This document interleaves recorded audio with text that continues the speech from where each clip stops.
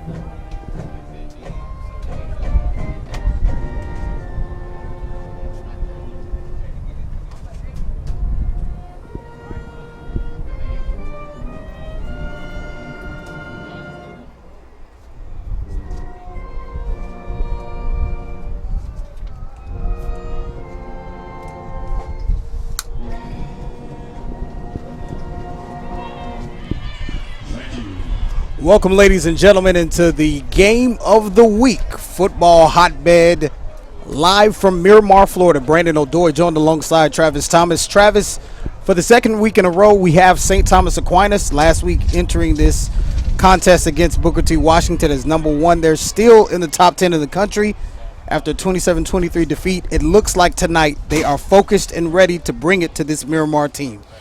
Yes, as we were on the field earlier at the pregame warm-ups, I could see that the concentration level was very intense. They're sharp, they're crisp. I expect them to come out looking to hit on all cylinders. But on the other side, Miramar looked to be very fired up about this game. I expect them to come out very physical. I expect the first quarter of this game to be a very intense physical matchup. These teams have a rich history and tradition of playing each other here in Broward County, Florida. Actually, a few years ago, Miramar was one of the very few teams to ever have a winning streak against St. Thomas Aquinas. Well, that was several years ago, but Miramar's entering this game 1-0. St. Thomas is coming off of a tough defeat, so I expect this game, like I said, to be very intense getting out of the gate. The first quarter will tell the tale of how this game should go. Well, the first quarter indeed, and Travis, when you talk about these two teams, the rivalry is storied and it is very intense, and there was a lot of back and forth, some just observation from each team during the warm-ups when we were down on the field.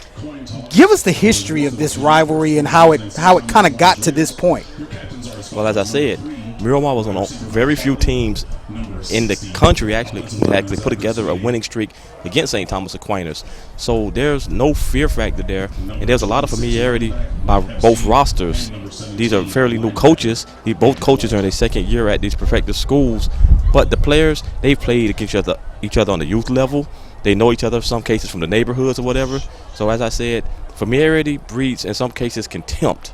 And I wouldn't say contempt from a standpoint of this is going to be a chippy contest, but I expect this to be a very physical contest with both teams coming out with something to prove. St. Thomas, they took a drop from number 1 to number 10 in the nation. Many would say that the outcome of that game could have went either way, but as it stands, they took the loss and they're looking to redeem themselves. Miramar, they came in after a victory over Matter, so they're looking to continue their winning streak, as they have a very tough district. So these non-district matchups are very essential to get themselves ready for that gauntlet that they have. So as the teams are about to take the field, I expect a physical, intense, and emotional matchup tonight. It's going to be intense and emotional. You talked about these two really, really talented head coaches, and you talk about Roger Harriet. Listen, came from FIU right before he built University School, FAU rather, Florida Atlantic, where he's the running backs coach. Now he's back at St. Thomas, second year. First year he won a state championship. Looking for a national championship. It's going to be a lot harder sledding, but it has to start tonight with taking care of this Miramar club. On the other hand, Miramar led by second-year head coach Pierre Sonatis, the Booker T. Ice Harris disciple, who's now at the helm of his own program. He's looking to restore the traditions, the rich traditions here in Miramar, Florida. 2009 state championship. They have several players that are in the NFL, Travis Thomas. One of those storied alumni, is the offensive coordinator of this Miramar team. And he's a guy that is best known to most as Sticks, but this is a young man that you know from his youth football career as the captains take the center of the field for the coin toss. Yes, he played youth ball for the Miramar Wolverines. Then he came to Miramar High School where he started. He was actually an Army All-American during his career. And, yes, he was a pivotal part of that state championship team.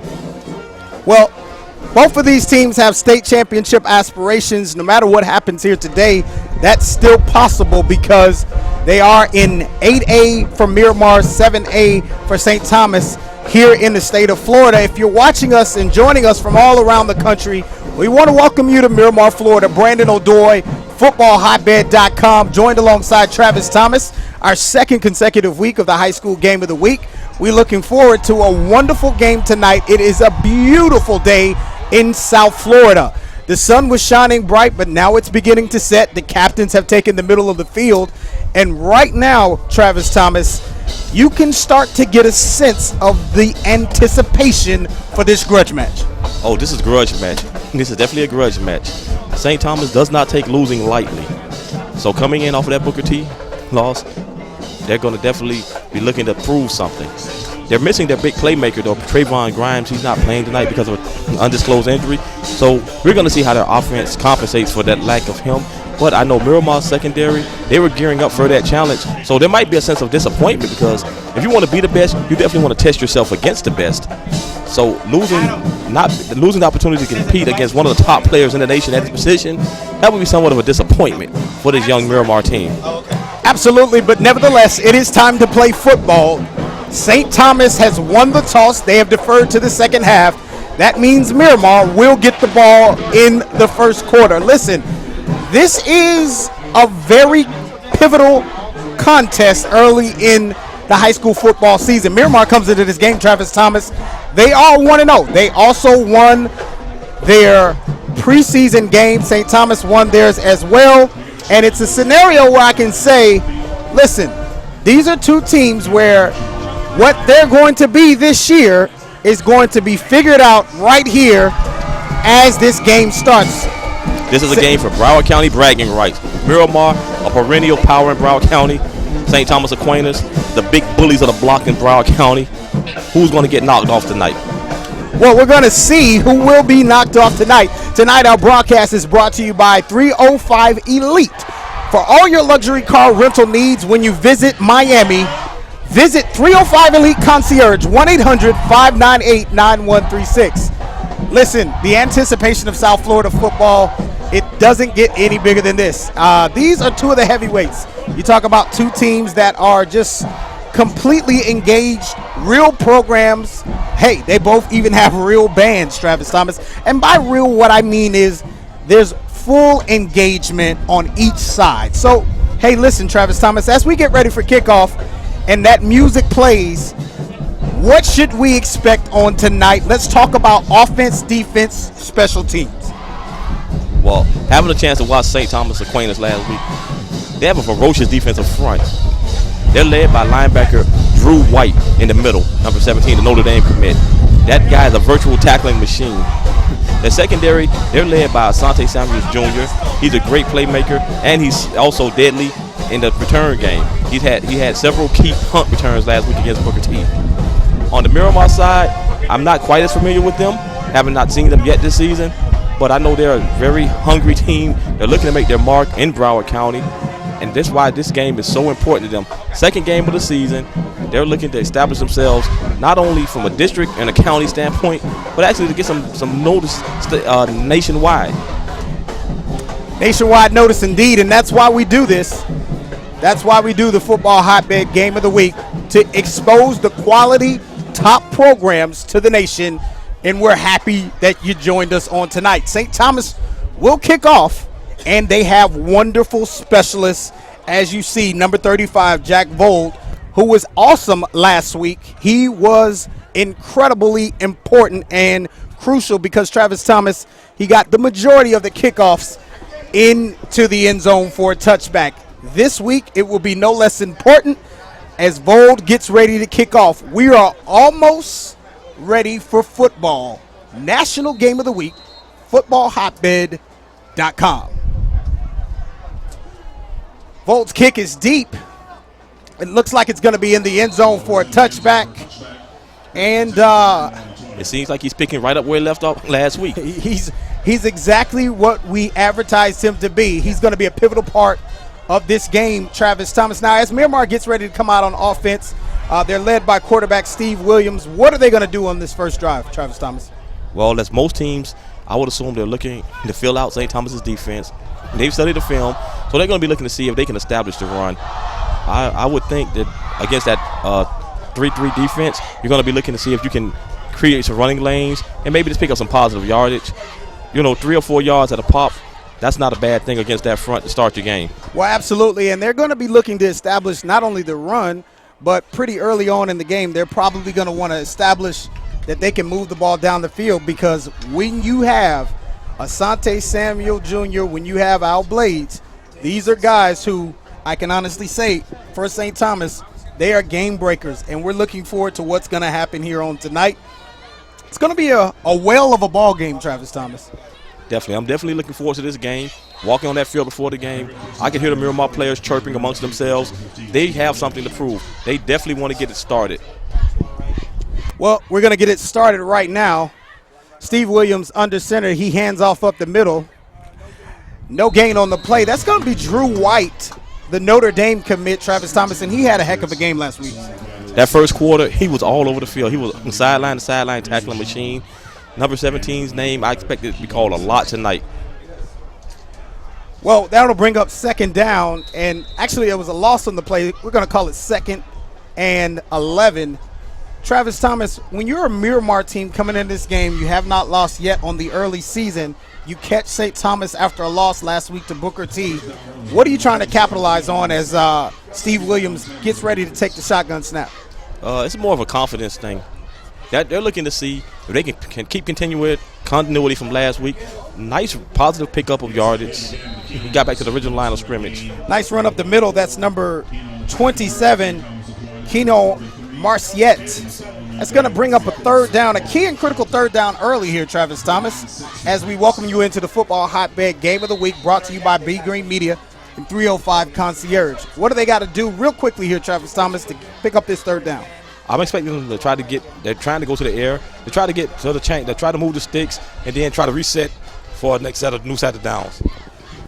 Williams is back to pass. Pass is complete to his big play receiver. That's Anthony Needham. He is one of the guys that you've got to watch during this game, Travis Thomas. He is a game-changing wide receiver, about 6'2", 6'3" in height. Well, that was a great reception. He got a chance to pick up the first down. Now the offense, they're getting closer to midfield. Now we can start to see their true identity. First down, Miramar here. And this is going to be a team that, this is a game where St. Thomas is going to come in highly touted, but they will have to play football tonight. As we see, Miramar is definitely up to the test, getting a first down on their first drive. It looks like Rome Williams, his nickname is Rome. His dad's name is Steve, so they call him Rome, as in Jerome.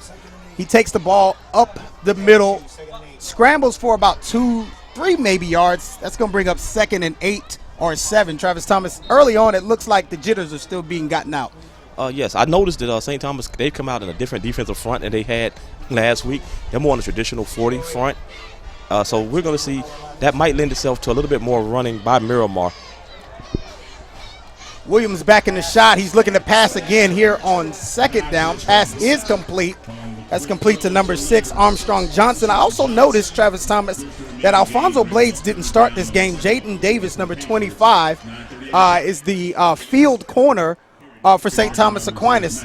Didn't see him at his normal corner position, but I see him being moved to safety, and that would make a lot of sense given what happened last week with Booker T. Washington able to carve up this St. Thomas defense for a lot of yards. Well, it's definitely early in the season, so they're going to be experimenting with the lineups and the personnel.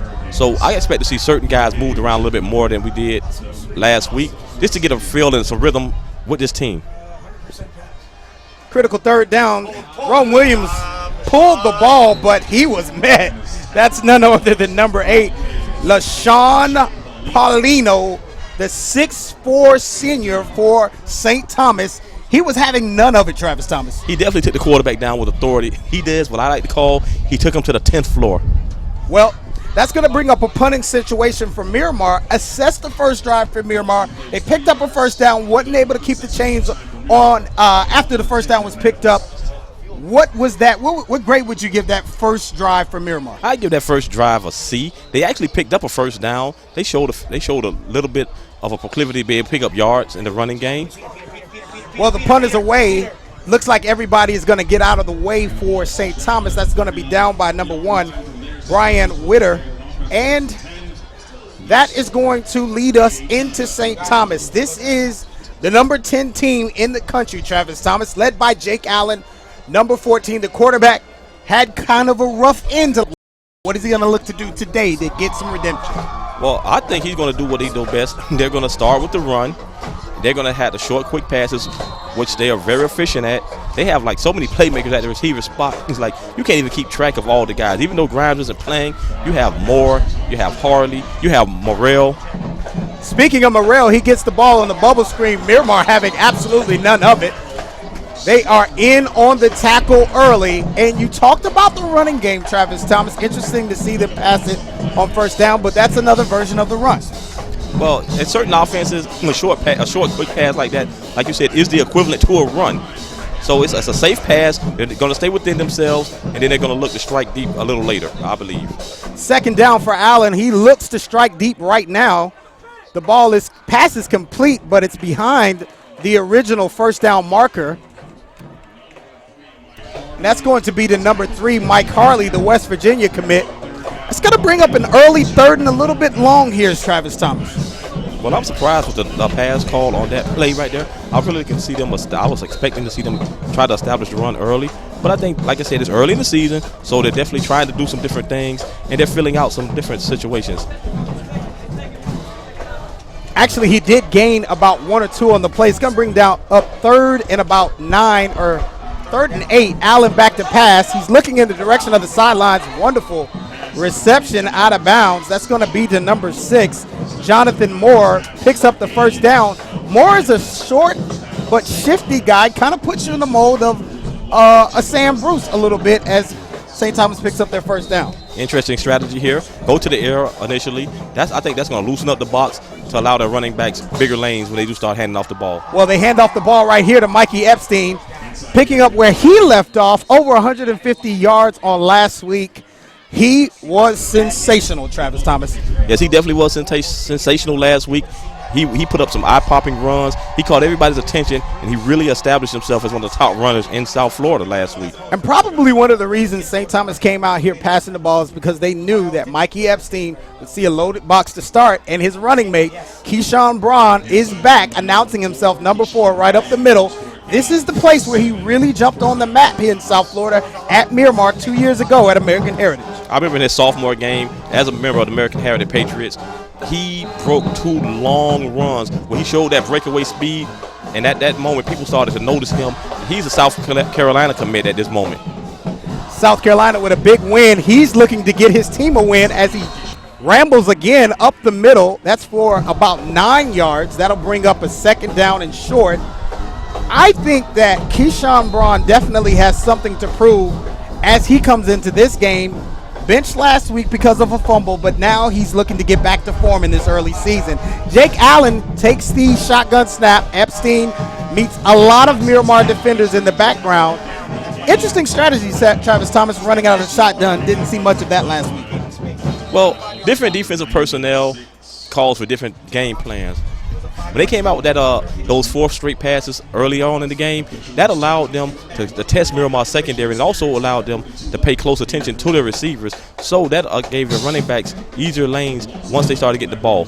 But I will say this, Miramar has a stiff defensive front, and they have met them with a lot of resistance in their runs. But St. Thomas, to their credit, they've been coming with straight downhill running. There hasn't been any razzle-dazzle, not a lot of east-west. They're straight downhill running, and that's what actually wins championships in the long run. Well, downhill running indeed, and they say to win championships, you got to be able to run the football. As we have a break, we want to thank you for joining us. High School Game of the Week, footballhotbed.com, bringing you the national relevant high school games every week from South Florida and beyond. Next week, we're going to be in Atlanta, Georgia. So we are looking for a broadcast in Atlanta, Georgia on next week. If you'd like to get in touch with us, reach us at info@footballhotbed.com. For now, we've got some movement on the right side of the St. Thomas line. It looked to be number 77, Kadonis Haslam. Of course, his older brother. His father, actually. His father, wow. Udonis Haslam. Udonis Haslam of the Miami Heat. I was thinking it was his brother, but it's his father. I just don't think a UD is being that old to have a son in high school. Hey, well, he's been around for a long time. He's a fixture in the Miami Heat uniform. Absolutely. So that'll back St. Thomas up 5 yards, and this now becomes a 3rd and long. It goes from 3rd and 3 to 3rd and 8. Allen under in the shotgun formation. Epstein joins him. There's pressure. He throws to the sideline. Absolutely no one there. It's going to be an interesting call here because they're on the other side of the 50, and now they got to make a decision if they're going to punt or go for this. They're going to punt. It's early in the game. You get a nice punt. You pin them Miramar deep in their territory, and you give them like 80-some yards to go. The way this defense is playing, I like my chances. If you're not within the 30, I think it's time to punt. Anywhere from the 30 to the 40-yard line, if you have, depending on the skill level of your punter, it's a safe bet to go for a punt. Cutler Brito is back deep to punt for St. Thomas. The rush is on, but that's a pretty good punt. Looks like it's going to go into the end zone for a touchback. Second drive here is Travis Thomas for Miramar. They had some positive things working on drive 1. What do they have to do to improve on that in drive 2? Well, the short, quick passing game is there for him. That receiver, he's very nice. I expect to see a little bit more of him. And the running game, they haven't picked up eye-popping numbers, but those 3 to 4 yards a time, they keep you on schedule. Like early in the game, you just want to fill out your opponent. You want to take the temperature of your opponents. So I can expect them to continue to run, and by third down, maybe try to strike out for a quick pass. Steve Williams back in the shotgun formation for Miramar. Going 4 wide, the ball is up the middle on a run. There's not a lot of room there. Probably eked out a yard or two. There's a little chippiness, Travis Thomas. That's emblematic of this rivalry between these two teams. As I said earlier, familiarity, sometimes it breeds contempt. These guys, they know each other. Their JV has an intense rivalry. These guys have rivalries dating back to the youth games. Listen, when those Golden Domes come into your stadium, you pump up your chest a little bit more. You got something to prove. Miramar is coming out tonight to protect their house. Protect their house indeed. And a very strenuous opening couple of games for St. Thomas as they've been on the road for their first 3 contests of this young 2016 season. Rome Williams in the shotgun formation. He's looking to his right. He's got a man wide open, but the pass is a little bit low. Doesn't look like he came up with the catch. There's no symbol right yet. They're giving him the catch. It looks like they are going to give him the reception there. It's just going to be just a little bit short of a first down. So now you can bring up a critical 3rd and short for Miramar. Well, I wouldn't necessarily think this is going to be an automatic run because the way that St. Thomas defensive front is, they gave him the first down. Wow, they gave them the first down there. That's a very, very good pickup from Miramar. And now they're rolling, Travis Thomas. Well, they're dinking and dunking, and they're going for short positive plays because they definitely want to keep that explosive St. Thomas offense on the sidelines. Steve Williams in a shotgun. He's looking to pass again. Nick Benito with pressure, but he's passing long. And the ball is intercepted by number 25 from St. Thomas. He, of course, is still on his feet. That's Jaden Davis, and he could take this if he gets the right running lanes. He's still moving and still going, picking up blockers all over the place, but he's finally brought down at the original line of scrimmage. Jaden Davis, who comes to corner, starting for the first time this season as Alfonso Blade goes back to safety, comes up with a critical pick on an overthrow from Steve Williams. Tremendous ball skills. You can tell at some point in his career he was an offensive player because once he got that ball in his hands, he definitely knew what to do with it. St. Thomas, they're deep in Miramar territory now. Now I would look for them to go for the end zone. Well, we didn't talk about it on the introduction of the program, but one of the things that Miramar has to do to pick up this upset tonight, Travis Thomas, is they've got to play mistake-free football as they hand off St. Thomas to Mikey Epstein. They're going back to the ground and pound to eke out this very physical contest. When in doubt, run the ball. And they have one of the best tandems of running backs anywhere in the nation. Keyshawn Bryant, Mike Epstein, that's a safe bet. You're going to get some positive yardage. I definitely expect them, the running game, to keep them on schedule tonight. Well, if you have not seen number 4 and number 26 for St. Thomas, sit back. You're in for a treat. Screen pass out to Elijah Moore for St. Thomas doesn't get much. That's going to bring up a third down. And, Travis, it looks like the commitment to the running game has now been renewed. Oh, yes, definitely. If you're in the red zone, there's only so many patterns you could actually throw, and you don't want to risk a needless turnover. You figure with the offensive line they have and the running quality of the running backs they have, it's a safe bet. If you're running the ball, you're going to pick up at the very least 3 to 4 yards. Timeout on the field.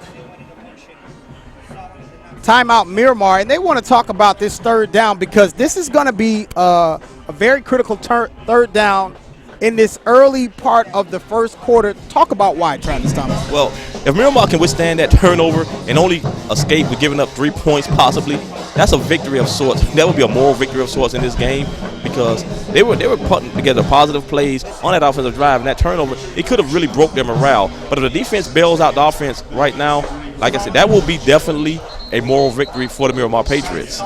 Well, you see on that last play, here's the interception. Take us through it. He made an exceptional interception. He reached out well beyond his body. He caught it with all hands, and once he got that ball in his hands, with that gold helmet, it almost reminds me of a little bit of Rocket Ishmael from years past at Notre Dame. Absolutely. That's a wonderful observation. The Rocket was definitely a very big return threat, and now we'll bring up a very critical third down here for St. Thomas Aquinas. They bring in some extra help in the backfield. Ryan Main is joining Keyshawn Braun. Keyshawn gets the run up the middle, but we don't know if that's going to be enough for the first down, and I see the fourth down signal from the referee, so it's not. Very close. I would expect them to go on. I would really expect them to go for it right now. Even with such a talented kicker. You're inside the 30. You're going to go for it right now. St. Thomas in that pistol formation that they made famous on last week against Booker T. They're going to hand off to Keyshawn up the middle. He's going to pick up what looks to be a first down. And that's what you can do, Travis Thomas. Lean on your Division I backs when you have the opportunity in short yardage formation. Well, listen, with that initial surge and Keyshawn Bryant, he's running behind his pads. So after that initial contact, he just leaned forward, and the momentum of his body is carried him towards the first down. Out goes Braun. In comes Epstein. Pitch to him on the right-hand side, and he's brought down immediately. What a big hit. Wow, we talked about this man's intensity. That's number 10, Devin Adams. Devin Adams, he's definitely a firecracker out on the field. He's an emotional leader for this Miramar team. In the warm-ups, you could just hear it. The way he was motivating his teammates, and you knew he was definitely going to be bringing it. And he's going to be a very physical force out on that field tonight. Well, unfortunately, he's going to have to come off the field right now having some equipment issues. But that's going to bring up a second down and about 11 for St. Thomas. Mikey Epstein, Jake Allen in the backfield for St. Thomas. Allen in shotgun formation. He's looking to pass. The pass is complete to Mike Harley, and he's going to score. Touchdown St. Thomas in this early game, Travis Thomas. That slant for St. Thomas is almost like a layup. They run that to perfection. It's almost like when you see that inside receiver and he looks at that quarterback, hey, they spot that safety, and it's money in the bank. Mike Harley, the West Virginia commit, gets into the end zone with absolutely no problems at all. That's going to put St. Thomas ahead 6-0 early in this contest, and they will attempt the extra point here.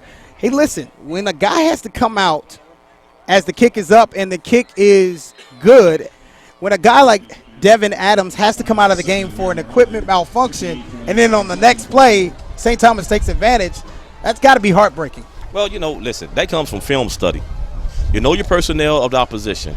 You knew this guy came in. You knew there would not be it's quite as much a rush with him out of the game. So that just made it easy. The communication was great there. Look at Mike Harley. He picks it up over the middle. He splits the defense. Easy touchdown. That interception really put Miramar behind the 8 ball. They were hoping to survive and only give up 3 points. Unfortunately, they gave up the touchdown.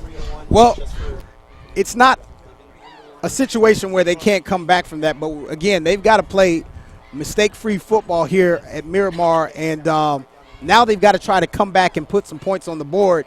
It's one of those situations where Now you get a chance to test the resolve of Miramar, Steve Williams, and what they're going to do to stay in this contest, because what we saw last week is Booker T. Washington proved that even once they were scored upon early, they could go back and forth with St. Thomas. They weren't intimidated from a football perspective. Yes, definitely. And that's the emotion that Miramar's been playing with. There's no intimidation factor there. Now it's going to come down to execution. You got 80 yards to go. It seems like every drive they've started, they've had 80 yards to go. To their credit, they nearly played 12 scoreless minutes with St. Thomas. With a minute remaining, they gave up that touchdown. We're going to see how they respond. Are they going to stay with their patient offense, or are they going to try to get it back in a hurry? Well, they'll come back out again. Steve Williams still at quarterback, and they're back in that very familiar four-wide formation with the running back in the backfield. Williams looking to pass. He's under a little bit of duress. He can run, but he stays focused downfield. A really nice reception there. Nice pass. You can tell the effect that Sticks McCartney has had on their offense. Those receivers are running nice, crisp routes. He was a prolific route runner when he was here at Miramar, and you can see how he's rubbing off on his young receiving core. Absolutely. That was Armstrong Johnson on the reception, bringing up a first down for Miramar. Credit Steve Williams, Travis Thomas, for getting back and wiping himself off after that interception. As a quarterback, you have to have a short memory. You definitely can't linger on plays and get down on yourself, because it'll become a long, long evening for you. First down in shotgun formation here. Rome Williams still looking to pass. Another excellent reception downfield. And you talked about the offensive coordinator, Ivan Sticks McCartney, the West Virginia graduate. He's a guy that played here at Miramar. Now he's the offensive coordinator. He's been in his fair share of battles with St. Thomas. He knows what he has to do to win this game and put his team in position. Well, it seems like he's selling for the short and the intermediate routes. He's not really trying to blow the top off yet. He's getting his receivers and his quarterback in their nice comfort zone, which is smart. When you have a team going against a juggernaut like St. Thomas, you just want to keep your team comfortable and within striking distance. Well, you're comfortable when you are first down and you have been continuing to pick up good yardage. The pass is complete. That's going to be number 9, Antoine Murray. He fumbled the ball, but not before he completed the reception. So that's going to bring up a second and short. Travis Thomas, second and medium, I'll call it.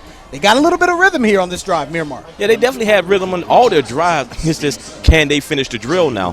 They're driving. They seem like they're approaching midfield. They actually are over midfield. Now it's on them. It's imperative to see what they're going to do, because now the routes shrink. There are less things you can do the closer you get to that goal line. We're going to have to really see, with their empty backfield, I was going to say establish the run, but it's obvious they're going to the air. We're going to see now is the time he takes his shot at the end zone. Well, I expected a bubble screen, and we got it. Number 6, he's still on his feet, but he stepped out of bounds. Looks like that was Armstrong Johnson again. Miramar has a little bit of rhythm here, Travis Thomas. After the score, after the interception, Miramar is now on a roll. Well, it seems like St. Thomas is taking away the middle of the field from them, and they're daring to make the passes outside of the hash. And so far, the quarterback has shown that he has the ability to throw the ball to the sidelines, and the receivers are completing it, and they're picking up positive yardage. Now, will he be able to continue this? We have a change of quarter. That also means you're going to have a change of wind directions. How will that affect Miramar's offense going towards that northern end zone? Well, that's the end of the first quarter. This game brought to you by Rock Solid. LiveRockSolid.com. Rock Solid soft shell helmets, one of the sponsors for Football Hotbed. Also brought to you by Fast Twitch. Fast Twitch Miami. Join the Fast Twitch team to get better at training, speed, and train harder and smarter with Fast Twitch Miami. Also brought to you by 305 Concierge. We're thankful to our title sponsor, Mr. Rashawn Welch, and all of the good folks at 305 Concierge. If you're coming to Miami and you want to rent the best in luxury car vehicles, call 305 Elite Concierge, 1-800-598-9136. National Game of the Week brought to you by Football Hotbed, and thanks to all of our wonderful sponsors. We're at the end of the first quarter, beginning of the second quarter here. 7-0 St. Thomas Aquinas ahead of Miramar. Miramar is driving, though, Travis Thomas, and they're looking pretty good on this drive right before the quarter begins. We have trips to the bottom of the screen. We still have the empty backfield. I expect them to try to go deep. This is the time I expect them to go deep. Now, the cornerback, he's bailing off the outside receiver. The quarterback's rolling towards it. Shot. Well, Incomplete pass. looks like a big shot there for Rocky Shelton, who gets in on Steve Williams. There's a flag on the play. And Travis Thomas, it looks like you were right. They wanted to try to take a shot downfield. It's going to be a roughing the passer personal foul on St. Thomas Aquinas, and that's the kind of thing that you cannot have. Lots of fouls and penalties last week against Booker T. Yeah, well, that'll move Miramar 15 yards up. That'll move them a little bit closer to the end zone. Depending on how their kicking game is, they should get something out of this drive if they can just protect the ball. If they can just protect the ball now, at the very least, to come out of a 7-3 ball game early in the game against St. Thomas, that's right where Miramar would love to be. Well, I don't think you're going to see a field goal attempted here by this Miramar team. I've been to a couple of their practices. It's not necessarily one of their strengths. I think they're going to try to put some points here on the ball, but it looks like their running backs are coming in. Steve Williams, he has looked amazing on this drive.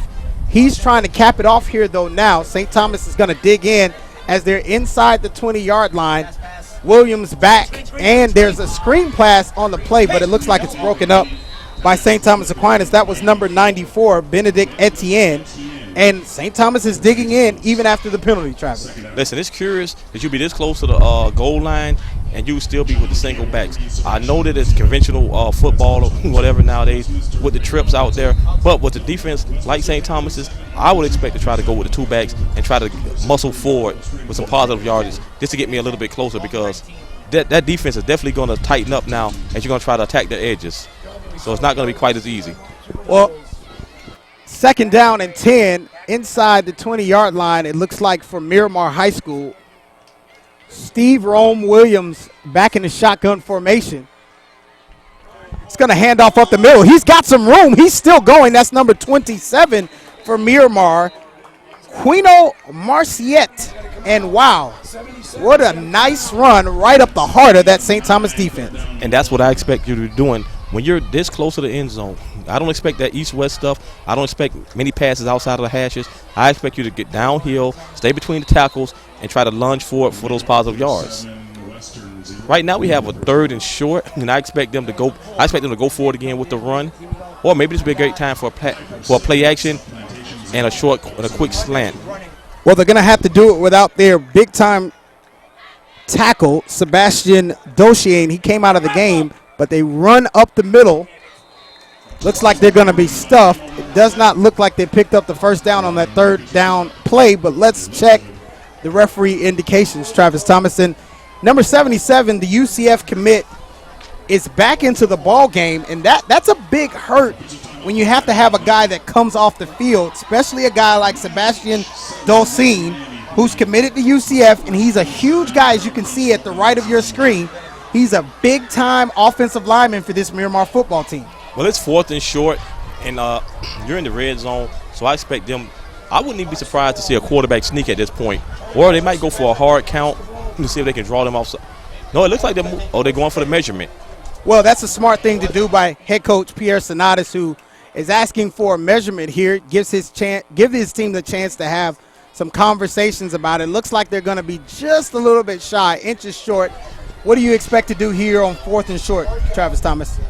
I would be calling for a quarterback sneak, or I would expect them to change up the snap count to try to draw the defensive line off sides. Well, St. Thomas is known for changing up the snap count. They did that successfully last week. Let's see if Miramar has the discipline, or maybe they're just going to go directly at these guys, but it looks like Rome Williams is under center. We could see a quarterback sneak here. 4th down and inches. There was some movement on the play, Travis Thomas. This will be very interesting to see who the referees call this on. This could be a make-or-break call for the Miramar Patriot offense. It looked like the Miramar center was the one that moved, and it is. False start on Miramar. That's going to back them up 5 yards. This is typically the time where you might see a field goal attempt, but with this win, Travis Thomas, something tells me they'll probably run or throw the ball here. Well, it would be a shame not come out of this positive drive with some points, but this is going to be a very interesting play call. It's really up to the confidence that the OC has in his quarterback. Can he trust him to make a play? Because I think it would be very tough to run. It would be very tough. He has a single back, but I fully expect this to be going to the air. Shotgun formation, Steve Williams back to pass. He is looking to pass. He's got the ball going deep. The receiver is wide open, but Al Blades tips it up, and that pass is going to fall incomplete. It was intended for Armstrong Johnson, number 6, and he's going to come off the field. Rather, number 8, Josh Cross, he's going to come off the field here. In Miramar, that's kind of a tough situation not to come away with points on that drive. Yeah, definitely tough. They got the look that they wanted on fourth down. Unfortunately, the ball was just out of the reach of the receiver. Like you said, Al Blades made a nice play on it. Now it's going to be up to Miramar's defense to see if they can keep St. Thomas pinned in their side of the field. And go back to that equipment malfunction for Sebastian Dolcine, who had to come off the field during a critical third and short, and then that caused the Miramar team not to be able to potentially pick up a first down. Jake Allen now is on first down, and he's going to pass. Pass is complete to the tight end, the fullback rather, number 41, Ryan Main. They get a quick first down coming out in the second quarter, their first drive. Well, that gives their offense some breathing room now. They were in the shadow of the goalpost. Now they're gonna be able to open up their playbook a little bit more now. So I expect to see a couple of short passes. I see Keyshawn Bryant in the game, so you might be able to expect some downhill running. Shotgun formation. They hand off is to Braun, and he is good around the right-hand side, still on his feet. This is a place that he enjoys playing.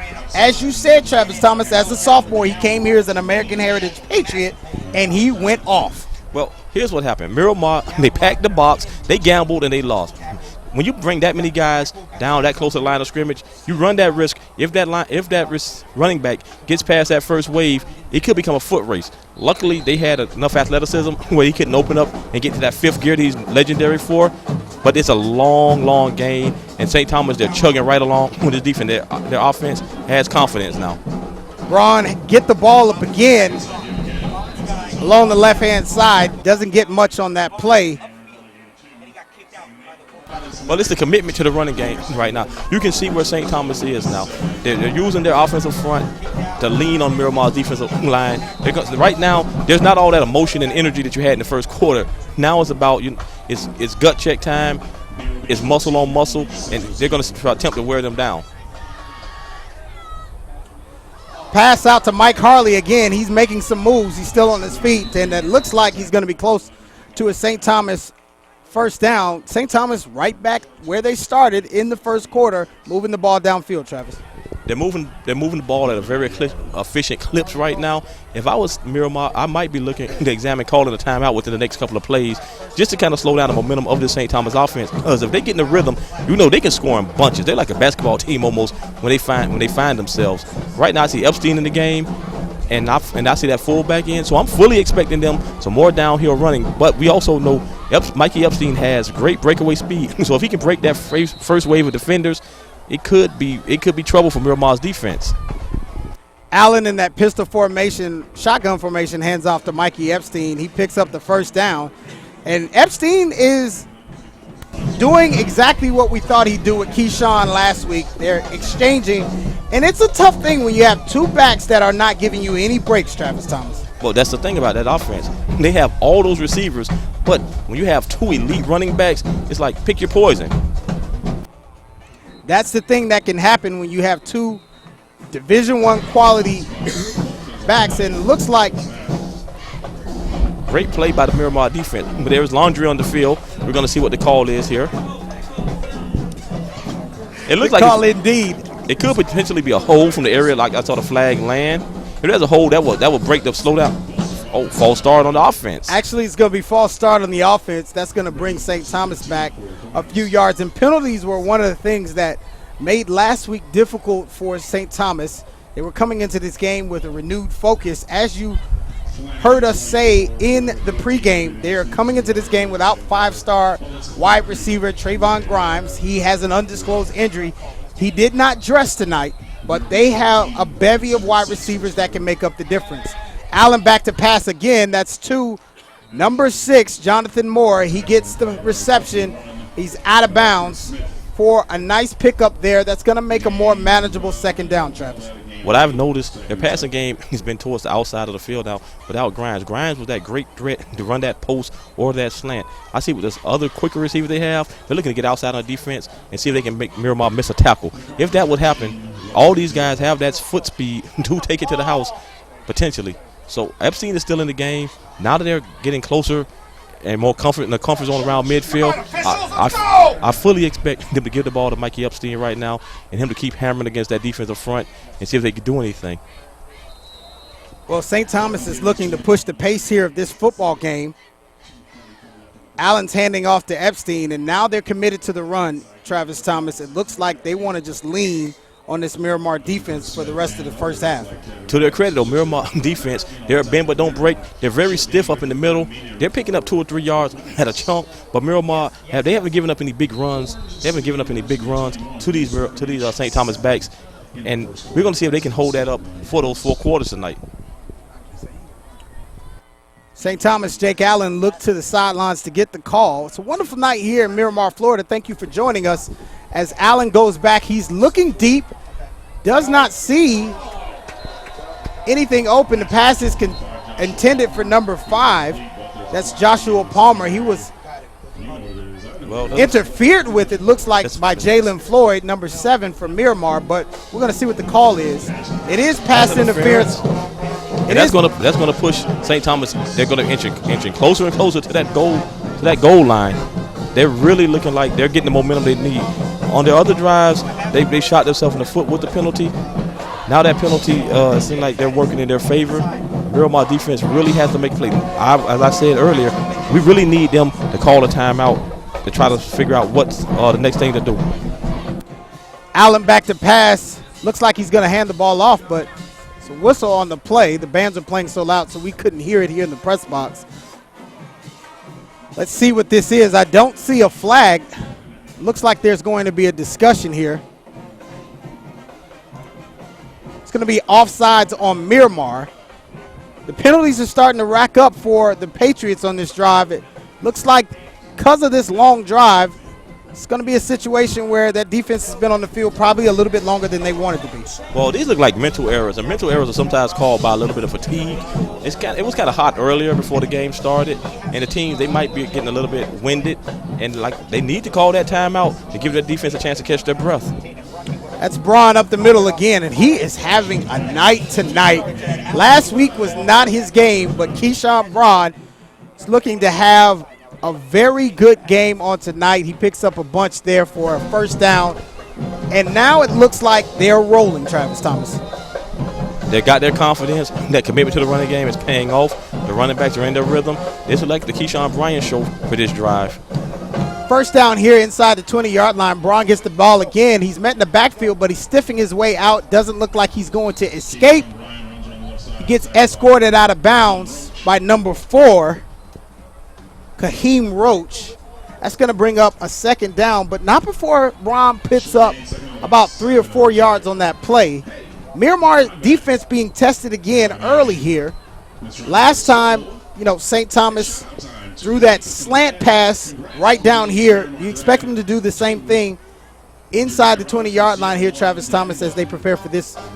No, I expect them to let Keyshawn Bryant top this drive off. And that's exactly what they do, except for one of their offensive linemen for St. Thomas fell down in front of Braun. That was number 56, Nikolai Antonisi. Braun had to try to jump over him, wasn't able to do it. That's going to bring up a third down.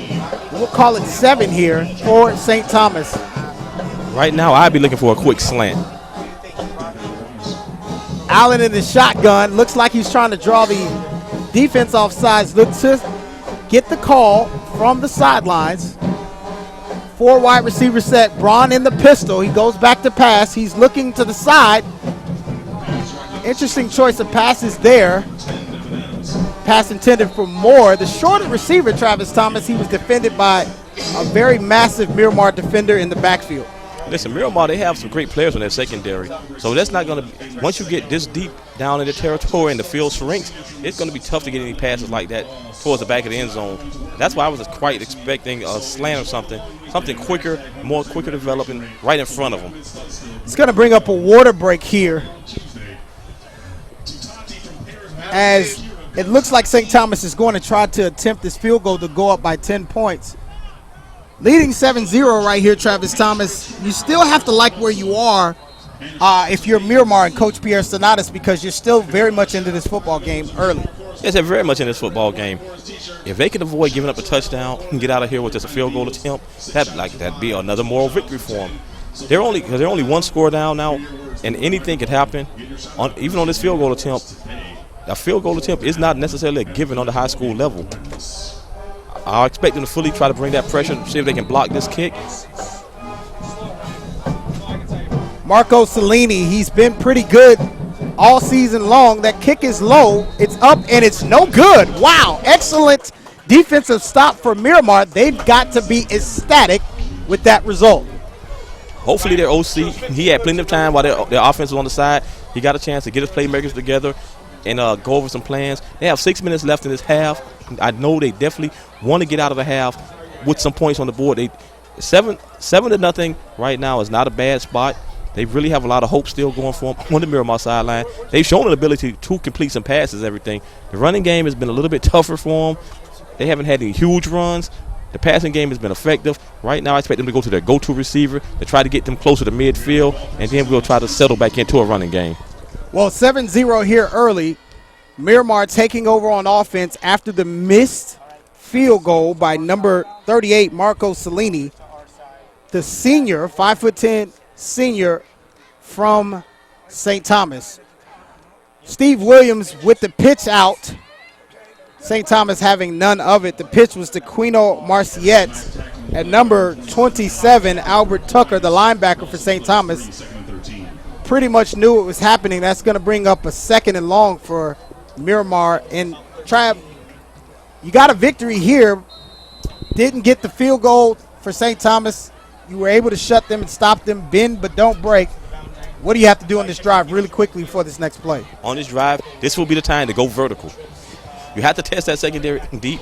You got to see if you can find that one weak link to exploit on this drive. Rome Williams looks to do exactly what you said. Looks like some miscommunication. Pass is incomplete. It was thrown in between Karan Brown and the receiver to that side, Anthony Needham.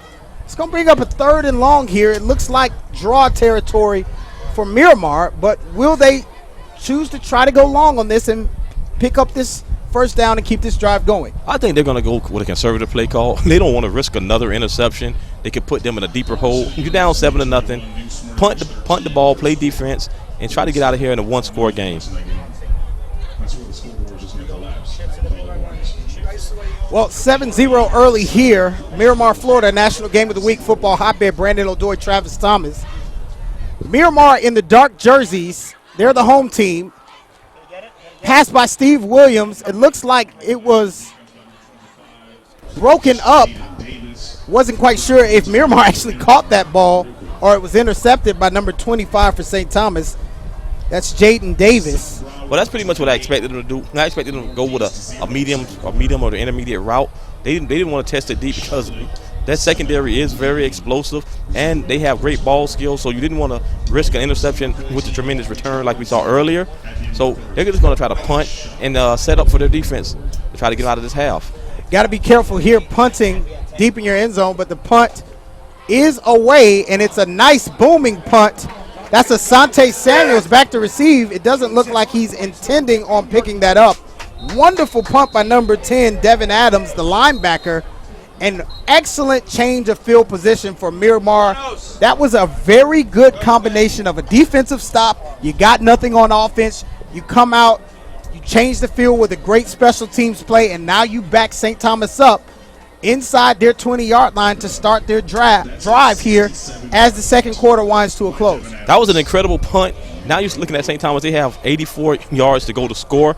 Miramar defense, they haven't really given up the big play. So I like their ability to stay in this game right now. If everybody continues to play assignment football and nobody tries to make a heroic play and just sticks to the scheme, they might be able to escape only down by a half. Epstein gets the ball. He's tackled in the backfield, met by lots of Miramar Patriots. Well, you can definitely tell that they did their homework on Mike Epstein. It seems like every time he gets the ball, there are 3 to 4 blue helmets surrounding him.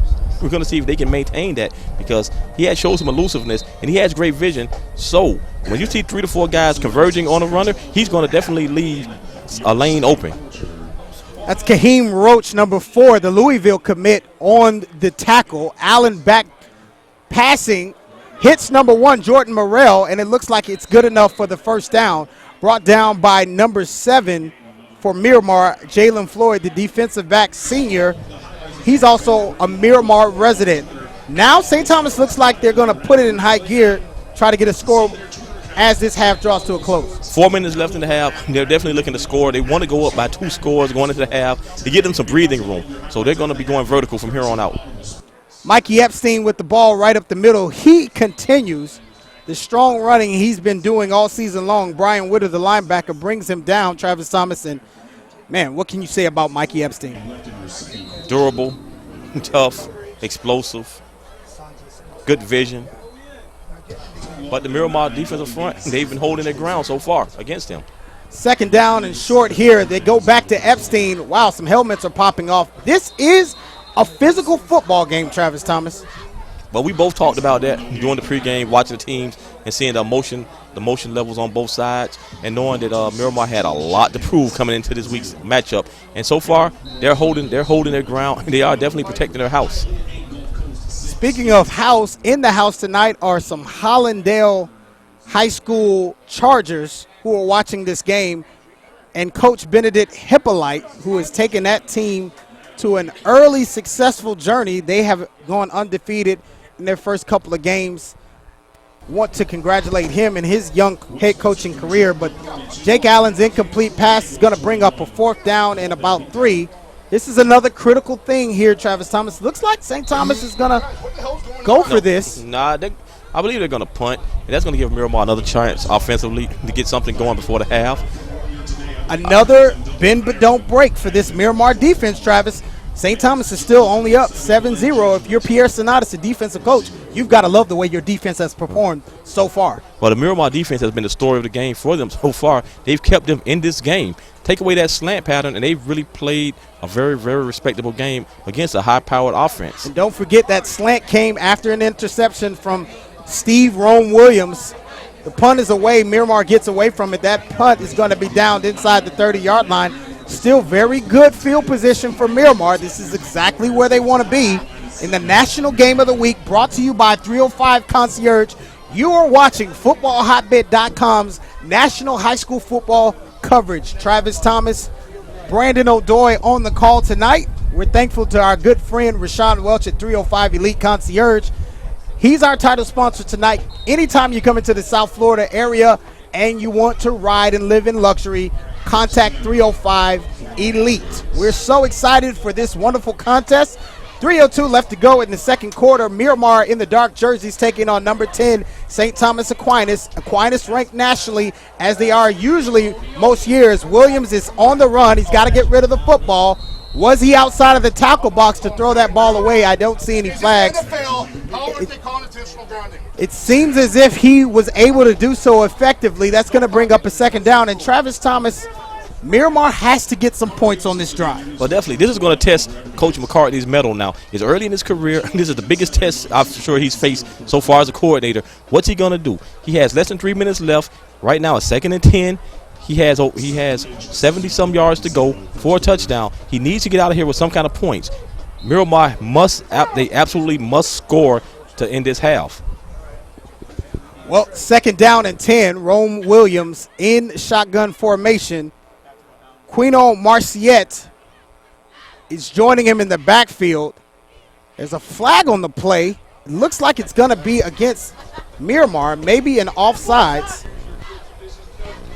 False start is the call on Miramar. More off cues and miscues for the Patriots. It seems like they're shooting themselves in the foot. 2nd and 15 is a huge difference between that and 2nd and 10. You have less than 3 minutes left. You're going against one of the toughest defenses you're going to face all season. You have a chance to put something on the board, and then you get an offsides. That really stings.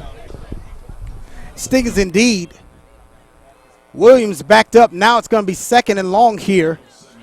Oh, he fumbles the snap. He's still fumbling it. Now he decides wisely to just fall on the football.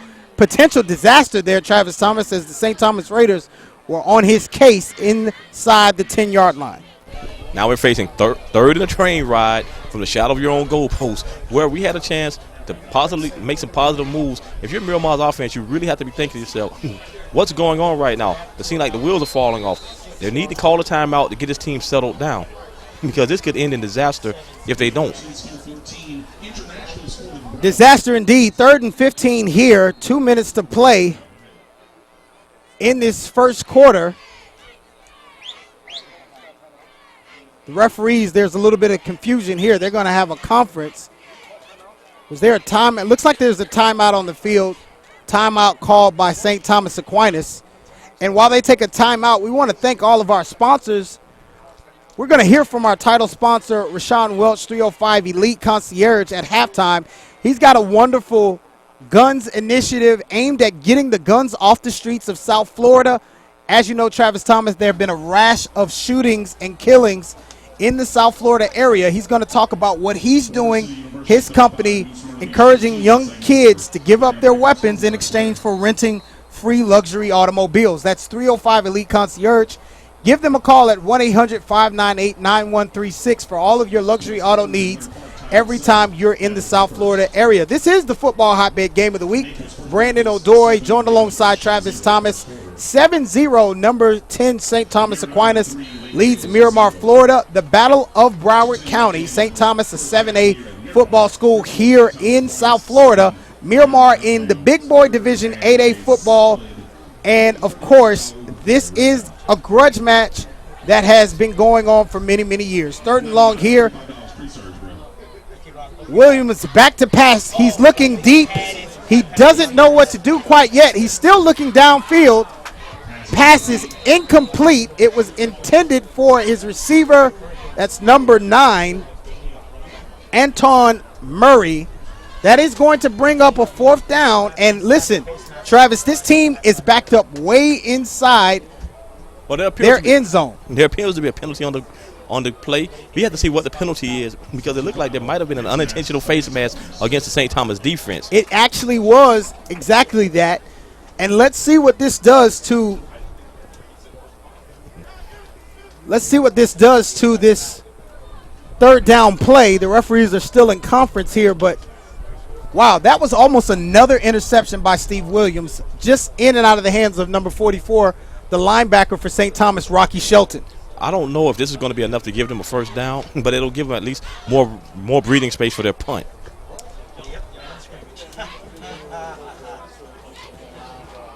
This is going to be of the personal foul variety. The referees are marking off what looks to be 15 yards. That is a lifesaver for Miramar right now. Personal foul face mask is the call. Automatic 1st down. Miramar.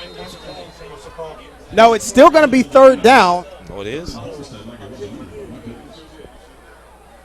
3rd down is still the indication on the field. Williams, 5 receivers wide. He's in the shotgun, looking deep. Nice pass to Anthony Needham, and that's just Travis Thomas. That's a situation where you're just getting yourself out of trouble, getting ready to punt for Miramar. Big play receiver. He made a nice play. He's going to allow the special teams a little bit of room to make a play. 4th and 5. This is an interesting play call. With this much time left, the way Miramar's defense has been playing, I might actually go with a hard count. It looks like they're going to at least do that, Travis Thomas, if not go for it outright. 4th and about 5 here for Miramar. Expect them to try to get St. Thomas' defense a jump. If they don't jump, then they'll probably call timeout and just reset for the punt. Remember the last time they tried to do that, Miramar jumped on their own. So it looks like Williams is going to do an audible here. Not sure if his coach will call timeout. Let's see if they actually try to run a play. They will run a play here. The pass is going deep to Needham, and it looks like pass is interfered with, but the referee, there's no call there. Needham was tripped up. I think he ran into Asante Samuel Jr., and he's still down on the field. That's number 2, Anthony Needham, the senior. No call on the play, Travis Thomas. Surprisingly, no call. But I tell you, that was a very gutsy play call at that juncture in the game, considering where they were on the field. Now, St. Thomas is going to get the ball back with the short field to go. Well, you see it here going long. What? It looks like their legs kind of got tangled up there, Travis. Yeah, it was unintentional contact. You know, remember, the defender had just as much right to the ball as the receiver, so the referee, that was almost a good no call. And Needham is still down on the field. Concern for him for the Miramar faithful, but now also concerned because now St. Thomas Aquinas, as a result of the call, and Coach Pierre Sonatas, he told me he's going to go for this game, and he has been true to his word. He went for it there on 4th and 5, but now St. Thomas has the opportunity to come back and put some points on this board, but their defense have been playing well, and they're coming attacking here. Screen pass to Mike Harley, and he's brought down in the backfield, Travis Thomas. What do you think about that last series of plays from Miramar? Well, they had some things going, positive things going for them, but this offense, they don't have that continuity yet, and you can see that every time they get something going, they really seem like they're going to put something together to threaten St. Thomas. They shoot themselves in the foot, and against a great team like St. Thomas, you can't afford to do that. Allen looking to pass. He's being pressured. He fumbles the football. Wow. Excellent job of getting back onto that. Miramar is applying pressure on this drive. Maybe that's why Coach Pierre Sonatas felt so comfortable going for that on 4th and 5, because his defense is playing lights-out football right now. Right at this point in the game, his defense is playing well enough to win this game. Make no mistake about it. If his offense can get in rhythm in the second half, Miramar has a great opportunity to pull off the upset tonight. Devin Adams has really been an emotional leader for this team. That was him under pressure on Jake Allen just then, if I'm not mistaken. Absolutely, and Helen was so concerned about Devin Adams. He was fumbling the ball, and nobody was even near him. And want to let you know, number 2, Anthony Needham, the wide receiver who went long on that 4th and 5 play, he is still being attended to, although now we see him getting up and walking on the sidelines. Hey, credit Ivan Sticks McCartney, for having the guts to go at a guy that kind of resembles him on that 4th and 5 play. But now St. Thomas Aquinas has 3rd and long of their own. What do they do here, Travis? I'm looking for a quick slant out of there. Knowing their tendencies, I would expect a slant. Well, Allen goes back deep to pass. He's got time. He's going deep to Mike Harley. He has to come back and adjust, and he's just short of the touchdown. The ball was a little bit underthrown, but he almost had the touchdown. He should have gotten in there, but he adjusted and got down inside the 5-yard line. Well, they definitely faked me out on that play because I was looking for a quick slant and see if they could get down the seam on that defense. But Mike Harley, he's been their money guy tonight. In the absence of Grimes, Harley's really stepped up and picked up the slack for their offense. Allen in shotgun formation, that stack formation we've seen from them many times before. He throws deep into the end zone, found a man wide open. That's number 5. Joshua Palmer, the 6'3 senior, and he scores. St. Thomas goes up 13-0. Look at this play here again. Travis Thomas, St. Thomas beginning now as a result of the 4th down. Go for it for Miramar. They're back up on this game, and now they're up big. It's a 2-score game, but listen, the way Miramar's defense has played throughout this game, if they continue to play at this pace, if Miramar's offense can find any kind of rhythm, they can make this a very interesting game in the second half. Kick is up for St. Thomas. A little difficulty on the snap, but the kick is good. So, under 50 seconds remaining here at Miramar, Florida. St. Thomas Aquinas giving themselves some more breathing room, getting ready to head into the locker room. They are up 14-0 on Miramar.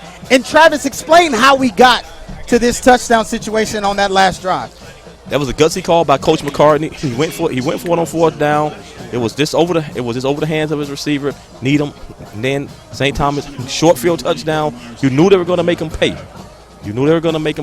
With the veterans they have on their offensive side. If they have so many weapons, you just wonder where's it going to come from. It just happened to come from Palmer. I've heard the nickname Canada. Canada, a big, strong receiver, wide open in the back of the end zone. Pulled it in. Now we're down to two-score game. You would seem like a guy that you would want to cover on that play, but he was all by himself next to the band. They were the only Miramar Patriots close to him. Kickoff being returned here from Miramar, brought down. And what do they have to do to possibly get some points on this drive here before they go in? 43 seconds left here. Well, you know the secondary is going to be on alert, so you're not going to catch them slipping with any vertical passes. If anything, maybe go for the screen or a bubble and try to see if somebody can miss a tackle and a receiver can make a play with his legs. But I would highly rule out anything vertical right now. You're not going to catch those guys off guard with that. Well, I think if you're Miramar, you run the ball 3 times and you get out of here, Travis Thomas, because you're in a pretty decent position. You wish you could have gone in 7-0, or even 7-7, but it's a scenario, Travis Thomas, where you played pretty good football. They're going to run the ball here. Just as I said, they're going to try to run this clock out. Yeah, that's a wise decision. You don't want any turnovers, any freak plays that can put you down in 3 scores. 14-0. I think Miramar will take that right now. Considering the way their defense has played, they have a lot to build on positively at halftime. The offense has just got to kick it up. Hey, the penalties have done them in. That one interception, it was really a backbreaker. But more than anything, it's been those penalties. When they really had positive momentum, the penalties just keep shooting them in the foot. They have to stop being their own worst enemy on offense. Well, Miramar here is going to second down in about 5. Expect another run here to get to the end of this first half. Number 27, Quino Marciette. And there's a flag on the play, a little bit of extracurricular activity, some emotions kind of running high, Travis Thomas. And as we go to the end of this first half, both teams do a good job of getting their players under control, and there was a flag that was thrown. Let's see what that flag is going to be. Well, the half can end on a defensive. It cannot end on a defensive penalty, so we're going to definitely be holding our breath to see what that call was. Well, it's probably going to be on Miramar. And the half is called. So no call. 14-0 here. Miramar, Florida. Welcome into the football hotbed. Game of the week, Brandon O'Doy, Travis Thomas. You see head coach Pierre Sonatis of Miramar rallying his troops. That's him on the left of your screen. He's telling his team to quickly get off the field. I know what he's going to say at halftime. He's going to say, listen, we're in this game. We're shooting ourselves in the foot, and it's a scenario where we come back out of here motivated in the second half. We can make this a football game and sneak out of here with a win, Travis Thomas. The most important drive of this game will be the opening drive of the second half. St. Thomas will be getting the ball to start the half. They have to contain St. Thomas. They cannot give up any fluke plays. They can't have any blown assignments. If they can get St. Thomas to a 3-and-out, that would be great. Or just maintain good field position. If they can get the ball back without giving up a touchdown in this first half, I really like the chances of Miramar to make this an interesting game. Because they have veteran coaches, veteran coordinators with a great experience, so I'm expecting some adjustments and some different wrinkles in the second half. I see that they didn't really go all the way into their playbook in the first half, so I expect that second half to be a real barn burner from Miramar and St. Thomas. Expect both teams to come out highly motivated in the second half. This is halftime here at Miramar High School. We're getting ready for our halftime show. We're going to welcome in Rashawn Welch of 305 Elite, but before he comes in, take a quick listen to the St. Thomas Aquinas Band. Kill the mics for me.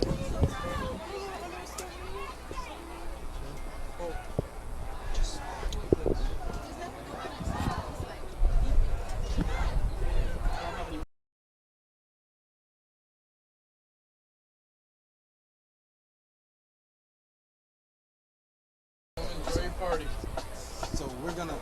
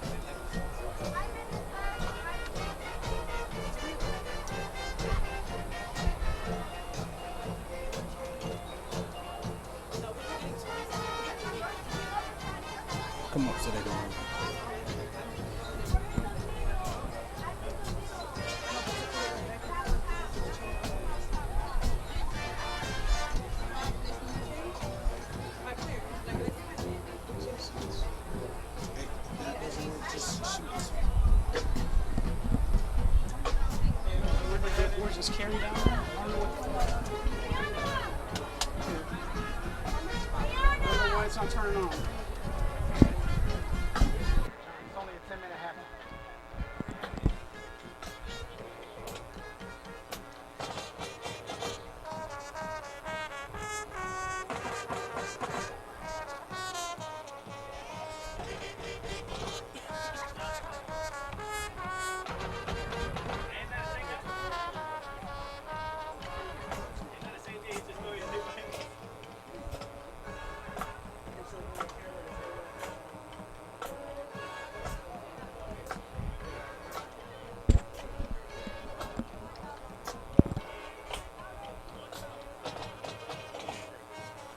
Come on.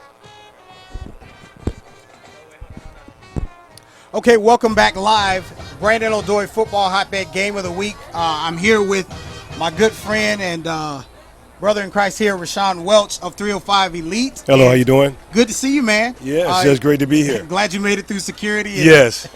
and joined us here. Yes. Hey, so listen, thank you for being our title sponsor this afternoon. Okay. You're doing something wonderful in the community. First, tell us about 305 Elite, the cars, the luxury brand that you have, and then also give us a sense of what it is that you're doing, because you're doing something very special to help the community right now here in South Florida. Yes, right now I have 305 Elite right down here in Miami that we rent exotic cars. We have muscle cars. We have anything you want, slingshots, whatever you need, we have it. And right now, it's so much things with gun violence with our young teens down here in southern Florida that I decided I take it upon myself. I wanted to turn around and start giving cars for guns. And when I say cars for guns, if you come turning a gun to any of the police stations, we have certain police stations you could take it into, and I'm going to turn around and give you a voucher for an automobile for one day. Not all week, but for one day. But I'm going to do that, and because what I see is these children out here, our teens, they need some love and hope. And on today, I went in partnership and went and got a junkyard because I need some guys that turn around need somewhere to work. So they say they want to work. Listen, I get your hands dirty. Let's work. So now you not only are taking guns off the streets, Sean, you're putting people to work. Yes. And what this is all about is there's a lot of gun violence here in South Florida. There have been 2 young people who've been killed in the past 72 hours. Yes. It's starting to get really out of control. It's already been out of control, but instead of just talking about it, you're doing something about it. So explain how this works. So if I bring a firearm to 305 Elite and give them your number, then I get a free luxury rental car for a day. Okay, how it works is you call me 305-763-9942. That's 305-763-9942. That's my personal line. That's not even a toll-free line, but that's my personal. You call me and tell me, hey, I want to return a gun. No, do not bring the gun to me, but we're going to tell you where to take it to the police station and drop it off. No questions asked. We don't ask no questions at all. And in return, you call me and say, I just returned this gun. I'll meet you over there. Give you a voucher for one free day on a luxury rental car. Wow. Hey, listen, everybody from 305 Elite to Football Hotbed, it's time to turn in the guns. Yes. Get the guns off the streets. This is an initiative to save lives. Yes. And listen, this is a scenario, Sean, where you've dealt closely with people who've been affected by gun violence. Why are you so passionate with this? Well, just on 2 weeks ago, one of my clients was involved in a shooting, and just standing by the car and smelling it and seeing the bullet holes in the door, it just took me close to home. And I said, you know what? Next, it could be one of my family members or one of my children, and I don't want to see that happen. All these kids, I love all the kids. That's one thing about me. I have a special part of my heart that I love all these children. I want to give back. 4 kids of your own. Yes, I have 4 of my own. Yes, and I want to give back. And I don't want to see no more children dying. I don't want to see adults dying. I don't want to see no one dying by a gunshot. Well, listen, we thank you. We appreciate you for sponsoring this broadcast. A good friend of mine, Sean Welch, coming in here. Listen, it's a great cause. Get your guns to 305 Elite. Call Sean. 305-763-9942. He's famous for his Call me Instagram videos. Check him out. What's your Instagram page? I'm on 305 Elite on Instagram, 305 Elite. Go in there, and I accept you, and guess what? You can hear some of this stuff that's going on and know what's going on in our community and trying to give back and stuff like that. Well, hey, listen, we thank you for coming out today. Hey, I'll see you Sunday morning at worship. Sir, Sunday early. Sunday morning. Yes. Hope Church of Christ, everybody's invited in Miami Gardens, not too far from here. But for now, you're watching the Football Hotbed Game of the Week. Miramar trails St. Thomas Aquinas number 10, 14-0. This is Brandon O'Doy signing off for Sean Welch. Yes. We'll be back in just a moment. Thank you. Appreciate that.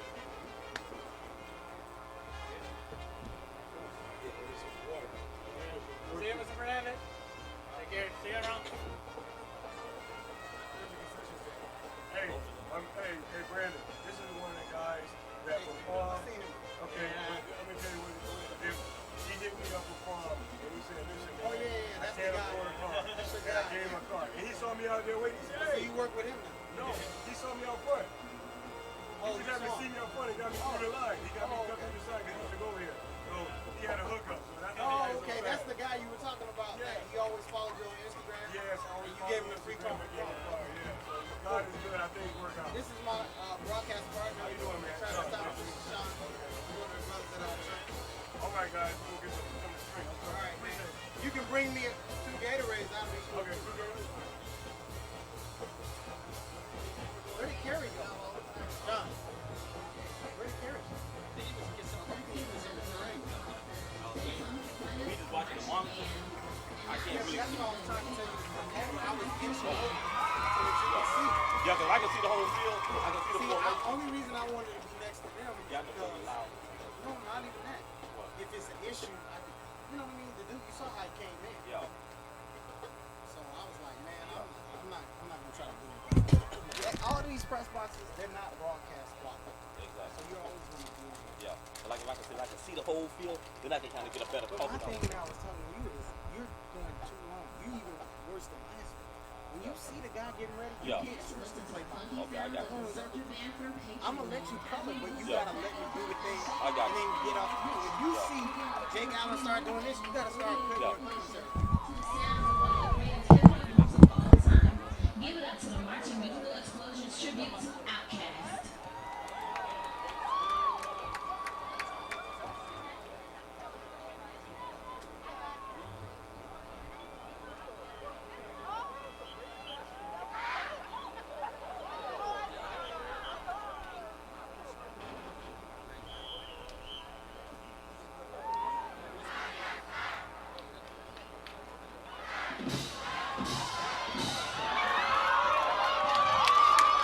Let's give it up for our untouchable drum majors.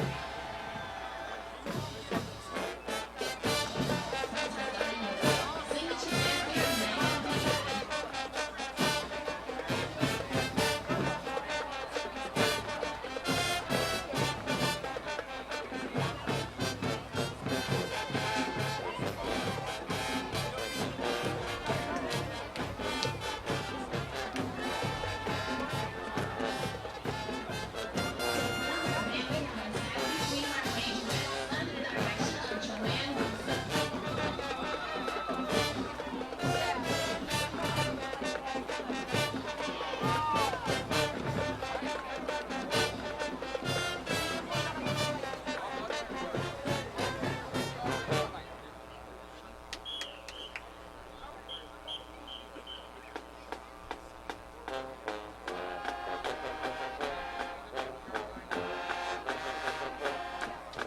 To the back of the band, we have our silver strip flags under the direction of DeAndrea Walters and Gertie Eugene.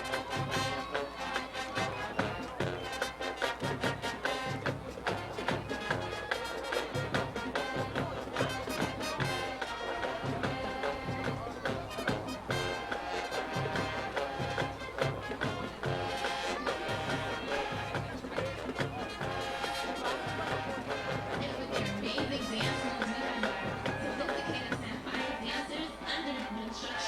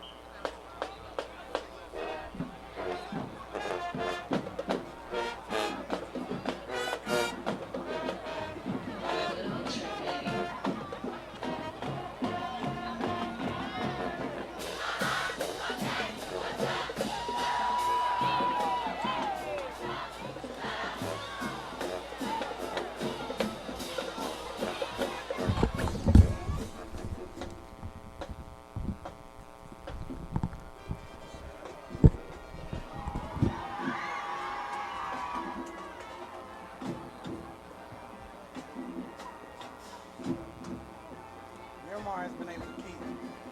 Other than the West, they're the only ones that got a real band. Excuse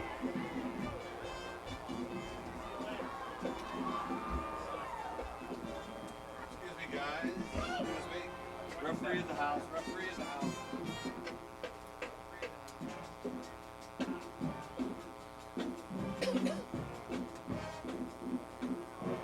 This first drive is real interesting.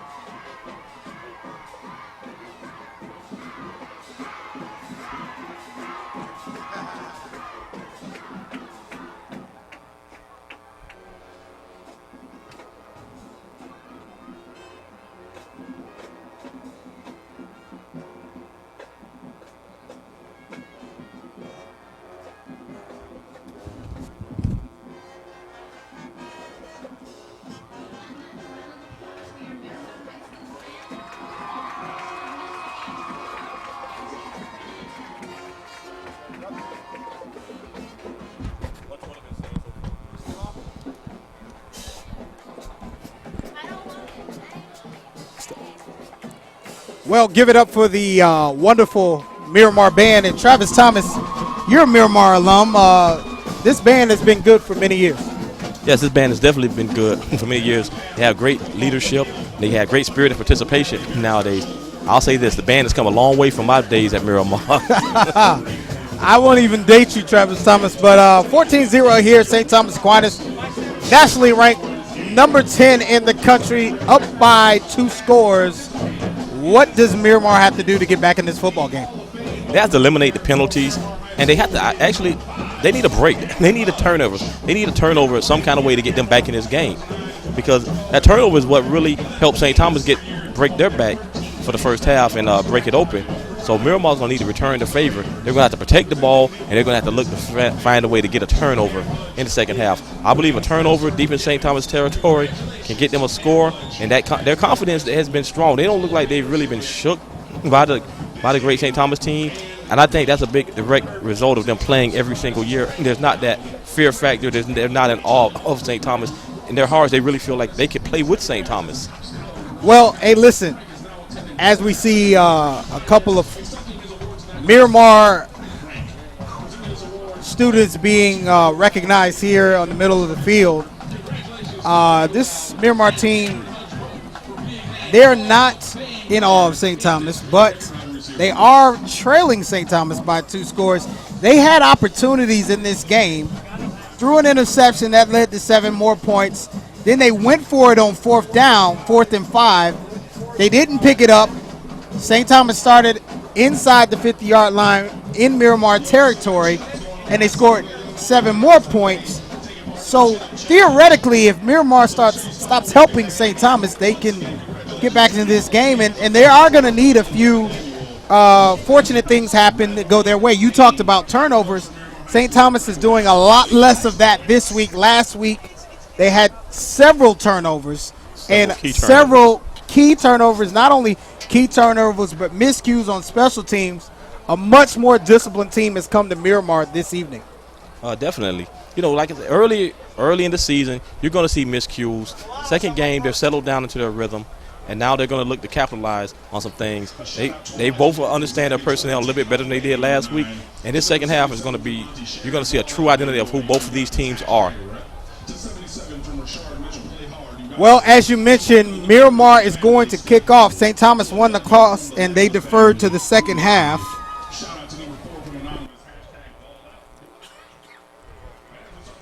Back deep for St. Thomas Aquinas is number 3, Mike Harley. He's very dangerous with the ball in his hands. He also scored the first touchdown for St. Thomas, so he's definitely listed as one of the top playmakers in the country. So that ball, they want to look to keep that ball away from Harley at all costs. Well, Harley, the West Virginia commit, didn't get involved nearly at all last week, which is surprising, although he was targeted a few times. They made a concerted effort. His offensive coordinator, Ryan Schneider, made a concerted effort to get him the ball tonight. It remains to be seen how he's going to be involved in the second half, so we're looking forward to that. Well, the way the running game has been controlled a little bit for St. Thomas, I expect the receivers to play a bigger role in this second half. There's a delay on the field. We have the chain crew that is getting in place for those of you who are not able to see the full version of the field. Want to thank our production staff, Mr. John Ross Productions, our videographer, Mr. Carey. They've done a wonderful job for the second consecutive week, and this is just a great broadcast, Travis Thomas, as we kick off here in the second half. The ball goes out of bounds, so there's going to be a penalty on this play.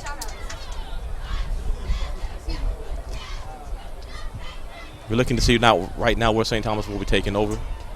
Well, Miramar is definitely not desirous of giving up field position early, but it looks that's exactly what they did on the kickoff.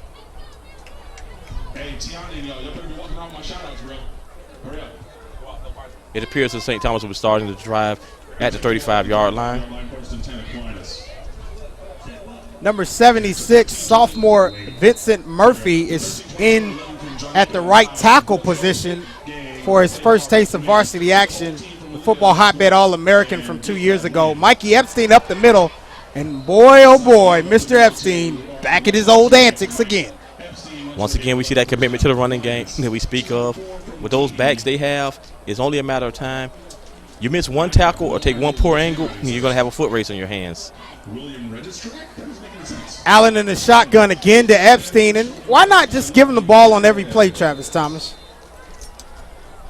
Some would say that's a good idea, but when you have the quarterback that they have, a Florida commit, Jake Allen, and the receivers they have, I think you want to spread the ball around just a little bit. Well, second down here in about 6. This pistol formation that we've come to see out of St. Thomas. Oh, some misdirection here. It seemed like there was a little bit of mix-up between the running back and the quarterback on that, so Jake Allen just fell on it.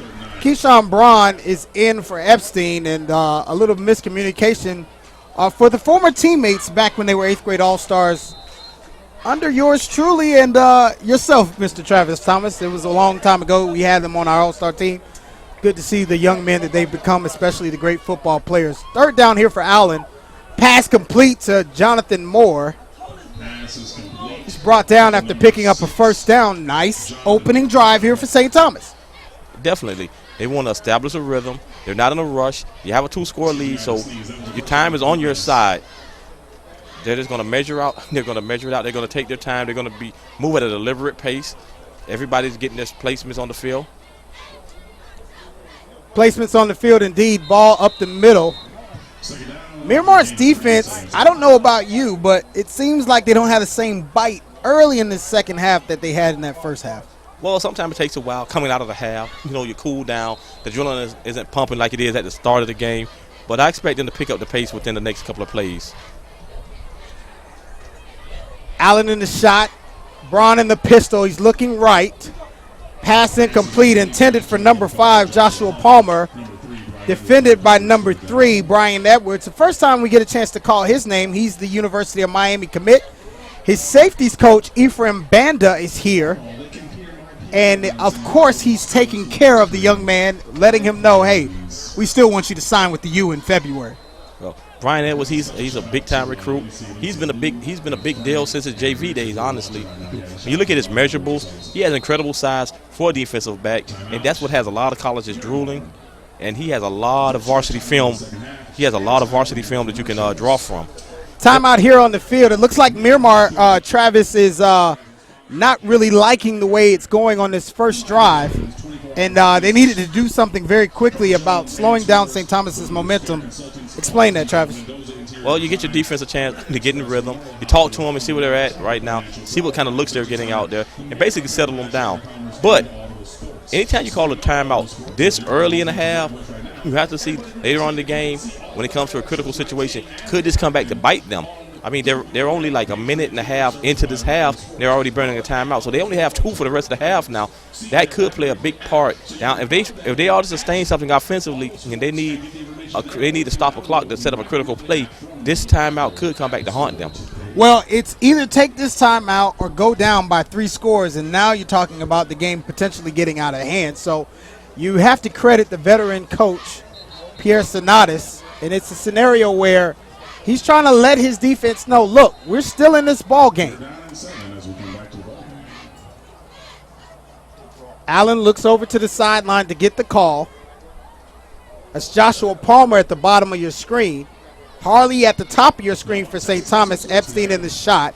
A quick shove to Epstein. Nice play.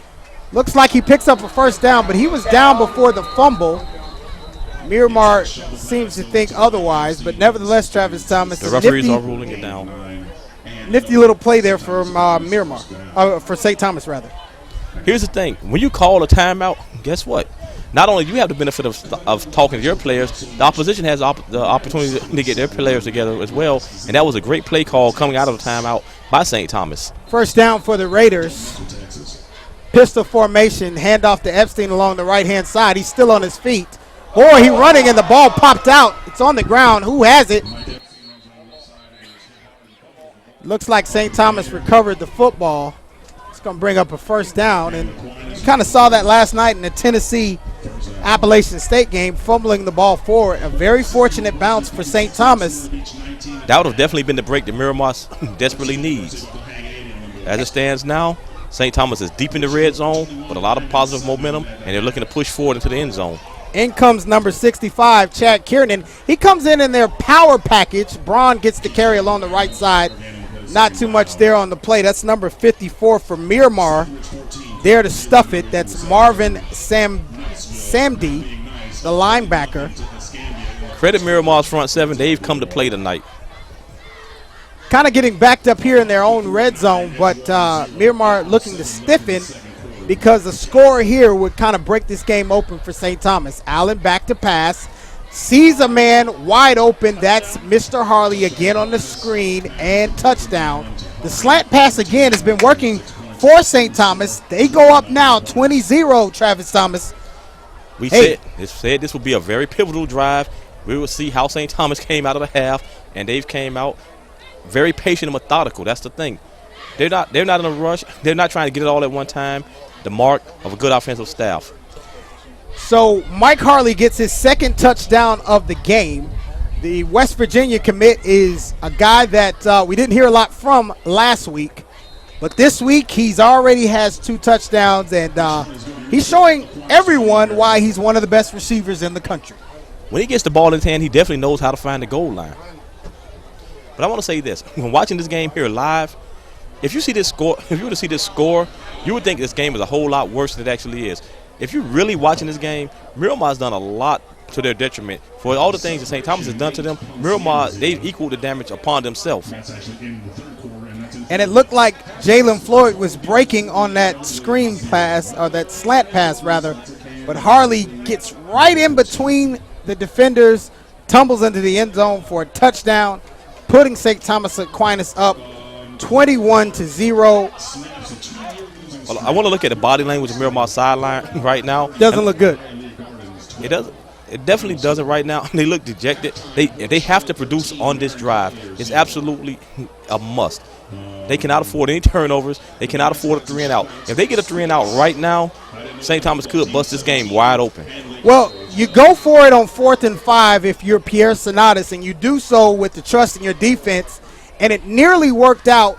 Well, it actually ended up working out pretty well the first time around. Your defense got a stop as they tried to connect on the field goal, but critical lack of conversions on 4th and 5, interceptions thrown, and then you come out in the second half and you give up first of all, you kick the ball out of bounds. You give up major field position. St. Thomas runs down the field, give up the same slant pattern for a touchdown to Mike Harley again, and now you find yourself in a very peculiar situation down 21-0. Well, to me, one of the storylines for this game is Miramar consistently having to start their drives at the 20-yard line with 80 yards to go.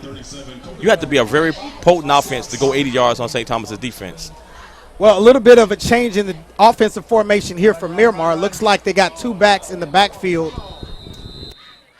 The back that's new that we haven't seen up to this point is Bo Jackson. They call him Bo Jackson. His name is Devon Kendricks, number 34. So the 2-back set for Miramar, Ivan McCartney, the offensive coordinator, trying something new here, knowing he's got to score, Travis. Well, I'll look at it like this. 2 backs when you're down by 3 scores, that might have been something you should employ a little bit earlier in the game. Well, let's see here. They're committed to the run game, and St. Thomas is having none of it. Rocky Shelton and a lot of others, including number 95, Kevon Bennett, in on the tackle. Now you're in a 3rd and long situation, Travis Thomas. What's the play call here? I'm going max protect, and I'm trying to go downfield. I'm trying to go vertical right now. They have to try to stretch this field because you're not going to have any real success running on this St. Thomas defense. You might pick up 3 to 4 yards, but when you're down 3 scores, you need to pick up yards in huge chunks. And the only way to do that is going vertical downfield right now. Well, they're back into the most familiar formation of this game. 4 wide receivers back in the pass. It's an out route intended for number 9, Anton Murray. He's unable to bring it in. It would not have been good. Actually, it would have been good for the first down if you've been able to hang on to the football, but it looks like Miramar is going to have to punt. It was a good call at that time. You just have to execute. The timing between the quarterback and the receiver, they have to get a little bit better if they're going to get back in this game right now.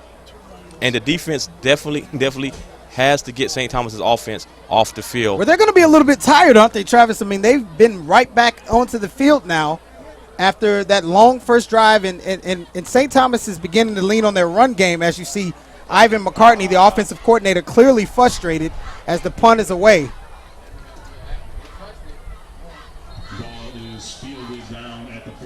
Sante Samuel Jr. fields the punt, and there's 2 Miramar players down on the field. It appears like they're suffering from cramps. This early in the season, it's still somewhat hot, and this is a common problem you have in South Florida in the early season games, cramping. So you have 2 guys down cramping, so that will give Miramar's defense a chance to catch a breather and collect their thoughts. Want to thank you for joining us here on the Football Hotbed National Game of the Week. Number 10, St. Thomas visiting Miramar, up 21-0 with 7:46 left in the 3rd quarter. This game is brought to you by, of course, 305 Elite Concierge. Give them a call at 1-800-598-9136. We're also thankful for Body Armor, Sports Strength. Arm yourself with a better, newer hydration. Be Green Media, Marketing and Management, a niche multimedia firm. Want to thank John Ross, our production staff, who providing our web stream today. And thanks to Rock Solid Fast Twitch and the Kane Report for all of your Miami Hurricanes needs. We want to thank Fast Twitch as well. Log on to fasttwitchmiami.training. Have you been glammed up here at Glitz and Glam Beauty Lounge? We provide you with nothing but the best of beauty services. Talking about none other than Glitz and Glam. We are a one-stop shop here in Miami Gardens, Florida. Located at 99 Northwest 183rd Street, Suite 239G1. Specializing in nail creativity, bling designs by each of our nail techs. Futuristic nails, quick weaves, and sew-in styles by CEO Beautiful Hustler, and of course eyebrow eyelash enhancements, as well as a full face of glam and makeup by our new Empire Beauty. So are you ready to be a part of the Glam Squad? If so, meet us here from noon to 9 p.m. and walk out glamified. That's Glitz and Glam of Miami Gardens, and we want to thank Glitz and Glams for being one of our sponsors on tonight's broadcast. Good to see these young men walking off the field for Miramar. As you say, Travis Thomas, the way they're walking gives you the indication of cramps. Yes, cramps. Hopefully they can get themselves hydrated properly on the sideline and they don't pull any muscles, because that's a big risk you suffer after a cramp. You go back in the game, if you don't properly stretch out, you can pull a muscle. First down, the ball goes here to sophomore Daniel Carter, and he announces himself with his first true varsity carry by hurdling over a defender. Daniel Carter, the Pembroke Pines Optimist youth football product. He's been a guy they kept on JV last year, but now with potentially cramping on the other side, St. Thomas just keeps bringing back after back after back. The depth of their roster is astounding. You just brought in a sophomore. He made a play that seniors can't even make on this level. That name, Daniel Carter, is a name that's going to ring bells in South Florida for the next 3 years. Well, another Miramar defender is down. This time it's the Louisville commit, Kaheem Roach. It's a very cool night here, but it doesn't mean that the humidity here in South Florida isn't getting to some of these athletes. It's very difficult to hydrate and be ready, but you've got to commit yourself to that. Tonight, as the game has worn on, we see a little bit of struggle here on the Miramar side. Oh, definitely. When you're dealing with a run game, you're dealing with these big linemen and all these collisions, your muscles tend to dehydrate out there. And right now, he's Olympic off. He's in obvious pain. I'm a youth coach, and the first thing some people were screaming on the sideline, give him some pickle juice, give him some pickle juice. Is that really effective? We tend to hydrate our kids with coconut water before the game. I find that to be more effective than drinking pickle juice after you start cramping. Well, you talk about coconut water. Body Armor, one of our sponsors, contains coconut water. Check out bodyarmor.com. For now, Daniel Carter, again along the left-hand side. He's looking to pick up the first down. He looks very close to it, this sensational sophomore. Wow, I'm impressed with this guy, man. He's a bruiser. He's a bruiser. And like I said, for the next 3 seasons, he's definitely going to be somebody who's going to be a force to be reckoned with. Yeah, they don't rebuild here at St. Thomas. They reload. And another Miramar player. Wow, Travis Thomas, another Miramar defender is down here on the field. It seems like it's going to be one of those nights for the Miramar defense. They put up a valiant effort, but it seems like they're starting to get worn down now. Well, this is a critical drive. They definitely cannot allow St. Thomas to get into the end zone here. This is, going to kind of break this game wide open. And Travis, as we come here now to our broadcasting studios, thankful to John Ross and our whole production staff. This crowd here at Miramar is completely filled up. We've got teams from all over the South Florida area stopping by to see this grudge match contest. And I think this was like the biggest game in Broward County tonight. And, every time you get an opportunity to see these 2 high-caliber teams who are playoff contenders, you see them live and in person and get a feel for the team, the size of the team, and the speed of the team. You don't want to miss that opportunity. Well, it's been a wonderful game, but listen, Miramar has to have a defensive stop right here, because this game can quickly get out of hand. And now you see Mr. Mikey Epstein back again. Wow, he's continuing to go. More Miramar players cramping up. This is becoming a little bit of an epidemic. It appears to me that St. Thomas they're content to settle in for the running game and just grind out the clock. They're in a great spot. You're 3 scores ahead. Your offense is moving the ball at will. I don't see a reason to go to the air right now. Well, the clock is just continuing to run as these chains get back set. Mikey Epstein, Jake Allen, these are a couple of veteran senior players, and they're doing what you're supposed to do when you got a team on the ropes. Really try to stick it in. Back to the running game with Epstein. Good, tough sledding. I like that. I like the way they're willing to run between the tackles. A lot of young backs, they're always trying to get it to the outside. They're bouncing. They're doing a lot of shaking and baking in the hole. But these running backs are well coached. They don't mind sticking their nose in there, taking a hit, and delivering a hit as well. Well, and that's what you like to see out of young backs, the ones who are taught to run north and south instead of all the bouncing. This kid right here, Daniel Carter, running up the middle, bouncing it outside. You like that when he's, committed to, getting what's there and then trying to grab some more. This young man, I'm very impressed with, Daniel Carter. He's the third running back here at St. Thomas Aquinas. At the third running back, but he'd be a starter at most schools in South Florida. So that shows the depth of them at the running back position. I mean, when you look at Keyshawn Bryant and Mike Epstein, they could basically be 1A and 1B. And to have him as your third back, you really have a blessing of talent. Well, it's a blessing of talent indeed. Back to Carter. He's looking for more room, and he's just making things happen. He's still on his feet. What a run for the sophomore here, Travis Thomas. This is what happens when you get fresh legs going against a tired defense. Miramar's defense, they fought hard all night, and they have nothing to be ashamed of. But right now, it just seems like the size, the strength, and just the wave of fresh legs that St. Thomas is bringing at them is eventually starting to wear them down. And another timeout called here, or is this a water break? Looks like a water break, hydration break here, Travis Thomas, as we come back in here live to our broadcast studios. Brandon O'Doy, Travis Thomas, National Football Game of the Week. Hey, listen, man, it's been a joy to be here at Miramar, Florida. We're excited about our contest number 10. St. Thomas Aquinas leads Miramar 21-0. And, Travis, this has been a game of two halves. Yes, definitely. The first game, it was emotional, as we spoke on. We expect the team to be flying around with a lot of energy, and they're playing at the maximum effort. But right now, it seems like Miramar, they're getting fatigued. St. Thomas, they just have to look. If you look at the size of their roster, they just seem like they have gold helmets for days. So eventually, that is going to start to wear you down physically and psychologically. And when you start bringing in guys like Daniel Carter off the bench for fresh legs, and now you can bounce back with Keyshawn Bryant when you're within the 10-yard line, it's tough. Yeah, it's kind of unfair. And listen, they're going to give it to Keyshawn Bryant here. He's going to score for the second consecutive week. St. Thomas busting this game right open. And listen, the run game has been the way they answer for the Raiders. Mike Harley, he got his work in early. Jake Allen, he showed that he could be efficient. But now they're going to lean heavily on those legs of that running game. And I think they can just coast on to victory right now. I would have been expecting to see a lot of the younger players start to get in on both sides now. Well, it's still not completely out of the question yet, but it's getting that way for Miramar. They've got to keep their effort here, though, Travis, because now down 28-0 early in the about midway through the third quarter. There's a full quarter and a half to play here. You don't want this to get out of hand. Listen, you have a whole district season to play. I don't want to risk any injuries in a game that's out of reach to any of my potential starters.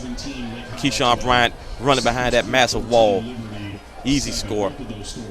Easy score indeed. And listen, St. Thomas Aquinas showing the nation why they are the number 10 ranked team. I expect them to go creeping closer to that number 1 ranking that they had at the beginning. They probably will inch up at least a spot after this week.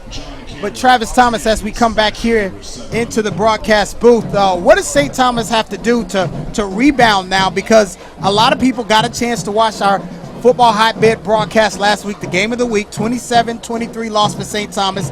The season is not over, but to get a national championship like is the goal for this team every year, you got to build a resume. What do they do next after this day? They just have to keep winning their games. They have a chance. They're facing the number 1 team, Bishop Gorman, in a few weeks, and that's going to be a statement game. If they can go out there to Las Vegas and get a win against number 1 team, I think they can really get them back in the top 5.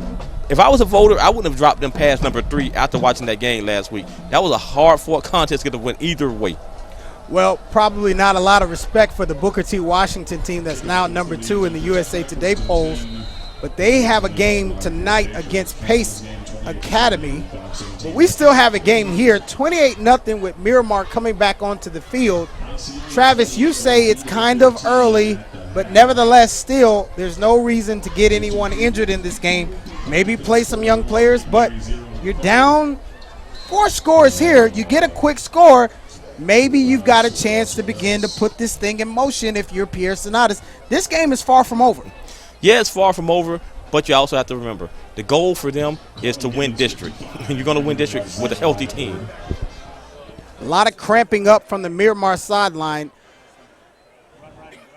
It looks as if they're committed to the run in this second half. Nice play here by number 34, Devon Kendricks. They call him Bo Jackson. He picks up a first down. And ever since Kendricks came in, he seems motivated. Didn't see any of him in the first half.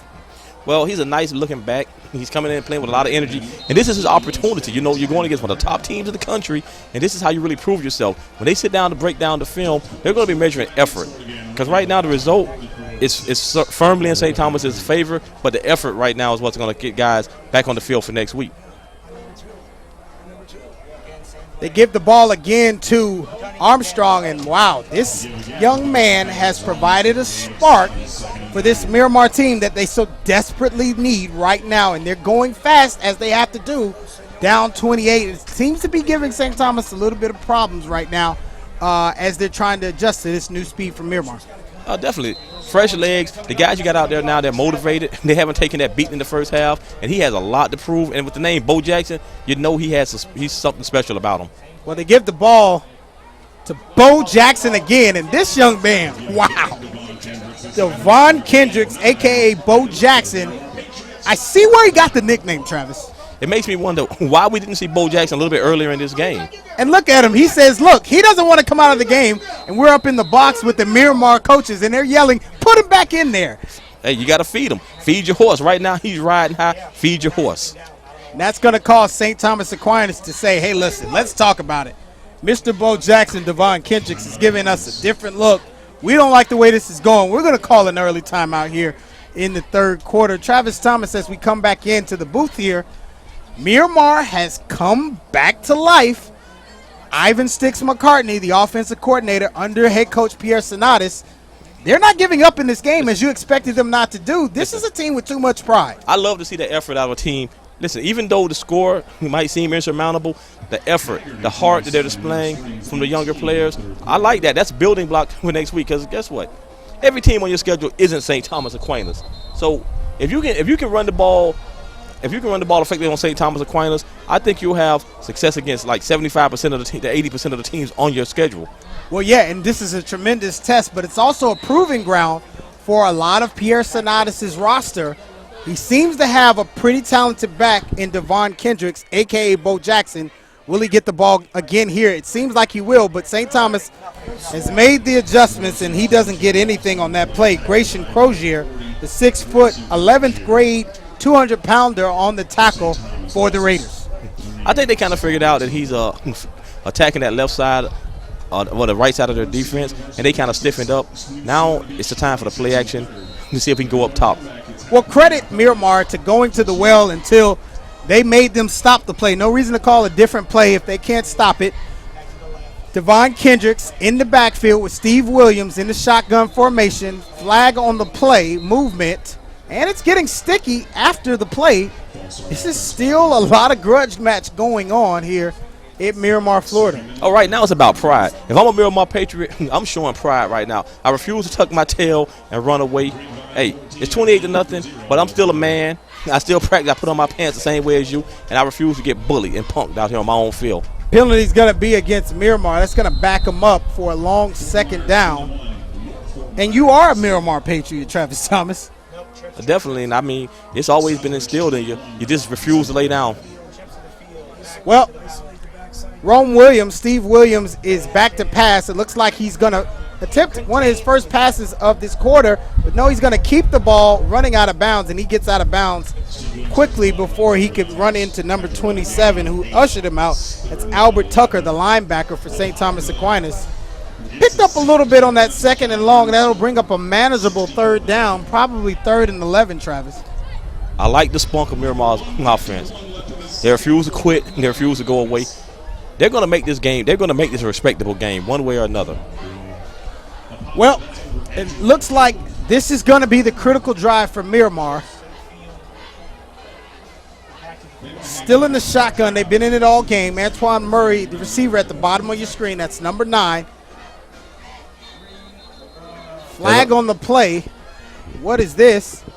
These penalties have really stymied Miramar's progress tonight. If they could eliminate these penalties, this would have been a different game.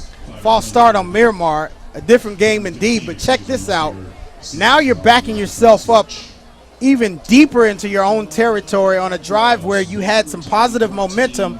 Devon Kendricks, a.k.a. Bo Jackson, started this half for you, giving you something you didn't have, but now all of that momentum seems to be drying up, Travis.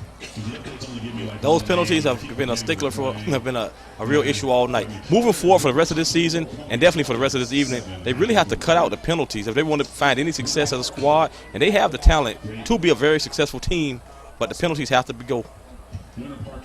They definitely have the talent, Travis Thomas, and want to remind our viewing audience as Rome Williams is brought down in the backfield by LaShawn Paulino to bring up a 4th down. Miramar's ace wide receiver, number 2, Anthony Needham, has yet to return to this ball game. He's there on the sideline sitting in front of the press box with his head down. That's a guy that they could use in this second half, and how tough is it going to be to get along without him during the rest of this game? Well, without him, it seems like they're a different team. That's why it seems like the running game has had to take on added importance for them, because without that big play guy, the rest of the receivers, they're manageable with the secondary St. Thomas has. He was the one guy, he seemed like he was going to win his matchup consistently. The other guys, they're 50-50. But he was the one guy who I figured he was a 75%er. Back to punt. It looked like that punt was tipped, but nevertheless, it's off. Asante Samuel, no, it's Tavares Kelly, who can really make things happen, and he's still on his feet. He had a long return last week, and it looks like he got in this week, but there is a flag on the field as several Miramar players are coming up gimpy. Probably going to be a hold, Travis Thomas, but wow, the speed of the 5'8 junior Tavares Kelly, he is electric. Tavares Kelly definitely had some wheels on him. All I saw was a gold streak going down the sideline. Looks like the referees are talking about this one. They're going to bring this one back. Holding penalty on St. Thomas. And Travis, St. Thomas Aquinas now has an opportunity to just seal this game up, even though they're going to start this drive back. What's going to be their offensive philosophy? Looks like Daniel Carter's in the offensive huddle. You see him over there. He's right in front of number 1, Jordan Morrell. He looks like he's coming back onto the field. Do they run the young sophomore and take advantage of the fact that they've got a guy who he's probably really well rested? I'm ahead 4 scores. I got a hungry, well rested sophomore who has a lot to prove. I feel like I'll just ride him out till the wheels fall off for the rest of the night. No need to put your senior Division I commits in any hurt, harm, or danger, especially up 4 scores here, as we welcome you back inside our Miramar broadcasting booths. This is going to be, Travis Thomas, a very interesting game, talking about the resolve of this Miramar team. You're down 28-0 to the number 10 team in the country. Now, Pierre Sonatis is going to be watching this film tonight, and he's going to say, who do I really have as a football player on this team? When the game gets to this point, it's about the character of your roster now. You want to see who has the heart, who refuses to quit, who's going to play hard, regardless of the scoreboard. And that's what's going to separate some of these guys on this team for the rest of the season. Who's going to be the frontline guys? Well, it looks like St. Thomas is committed to the run game. To their credit, Miramar's defense has not given up. It seems like they're cramping. The cramps are getting the best of them. But as far as the pride, they still have a lot of pride. Yeah, the effort is definitely there. Their defense has played really well all night. A few miscues on the offensive side and 1 or 2 in special teams, and that's why you have a 4-score game here. Number 9, Elijah Moore on the run. Gosh, they just have so many weapons at St. Thomas. I mean, you talk about Jordan Morrell, Keyshawn Braun, Mike Harley, Jonathan Moore. I mean, the list just goes on and on. You saw the young Tavares Kelly. I mean, this team here, they're stacked beyond stacked. Look at this punt. It was almost blocked, but check out Kelly, Travis Thomas. What is he doing here? The wall was set up. He got down that sideline. He stepped on. He put his foot in the dirt, and he's getting down that sideline. Like I said, there's a gold streak. He was running straight for the side. He was running straight for the pylon. He even almost got tripped up there. But that young man is electric. It's unfortunate for him that it did not count. And it's a scenario here where, you know, it's a tale of 2 halves. Miramar actually came out and they were ready to play this St. Thomas team. Yeah, definitely. Provided a lot of intricate challenges for St. Thomas. Took them a while to figure it out what they were going to do. But when you give up penalties and turnovers, something you can't do against a good team like this, that's why we're here at 28-0 with 1:15 left in the third quarter. I just believe that St. Thomas is a deeper team, and they started imposing their will up front. The trenches are where games are won and lost. In Miramar, listen, I don't want anyone out there in the viewing audience to think this Miramar team's a pushover based on what you saw tonight. This is a tough team. They're disciplined, and they're going to play hard. So if you're sitting here watching this game and watching what St. Thomas did, you think it's going to be easy, you're going to do yourself a disservice. Yeah, it's definitely not. As Jake Allen is back in the shotgun formation, this defense is for real. And I think when you talk about Miramar and St. Thomas, from 1 to 22, there are not a whole lot of differences as we get a run from Daniel Carter, the sophomore, for a few yards up the middle. It's from 23 to 50 where the differences are for these two teams. Yeah, it's definite. But Miramar, one thing you can't measure is heart, and they showed a lot of heart up front on their defense. They're really playing well enough. If they continue to play this well against the rest of their schedule, I can see them as being a playoff team, definitely. Well, they're going to definitely be a team that you have to very much be careful of. You know, Pierre Sonatas in his second year, he comes from Booker T. Washington, an Ice Harris disciple. He knows how to coach. He knows how to win as Daniel Carter gets a few more along that right-hand side.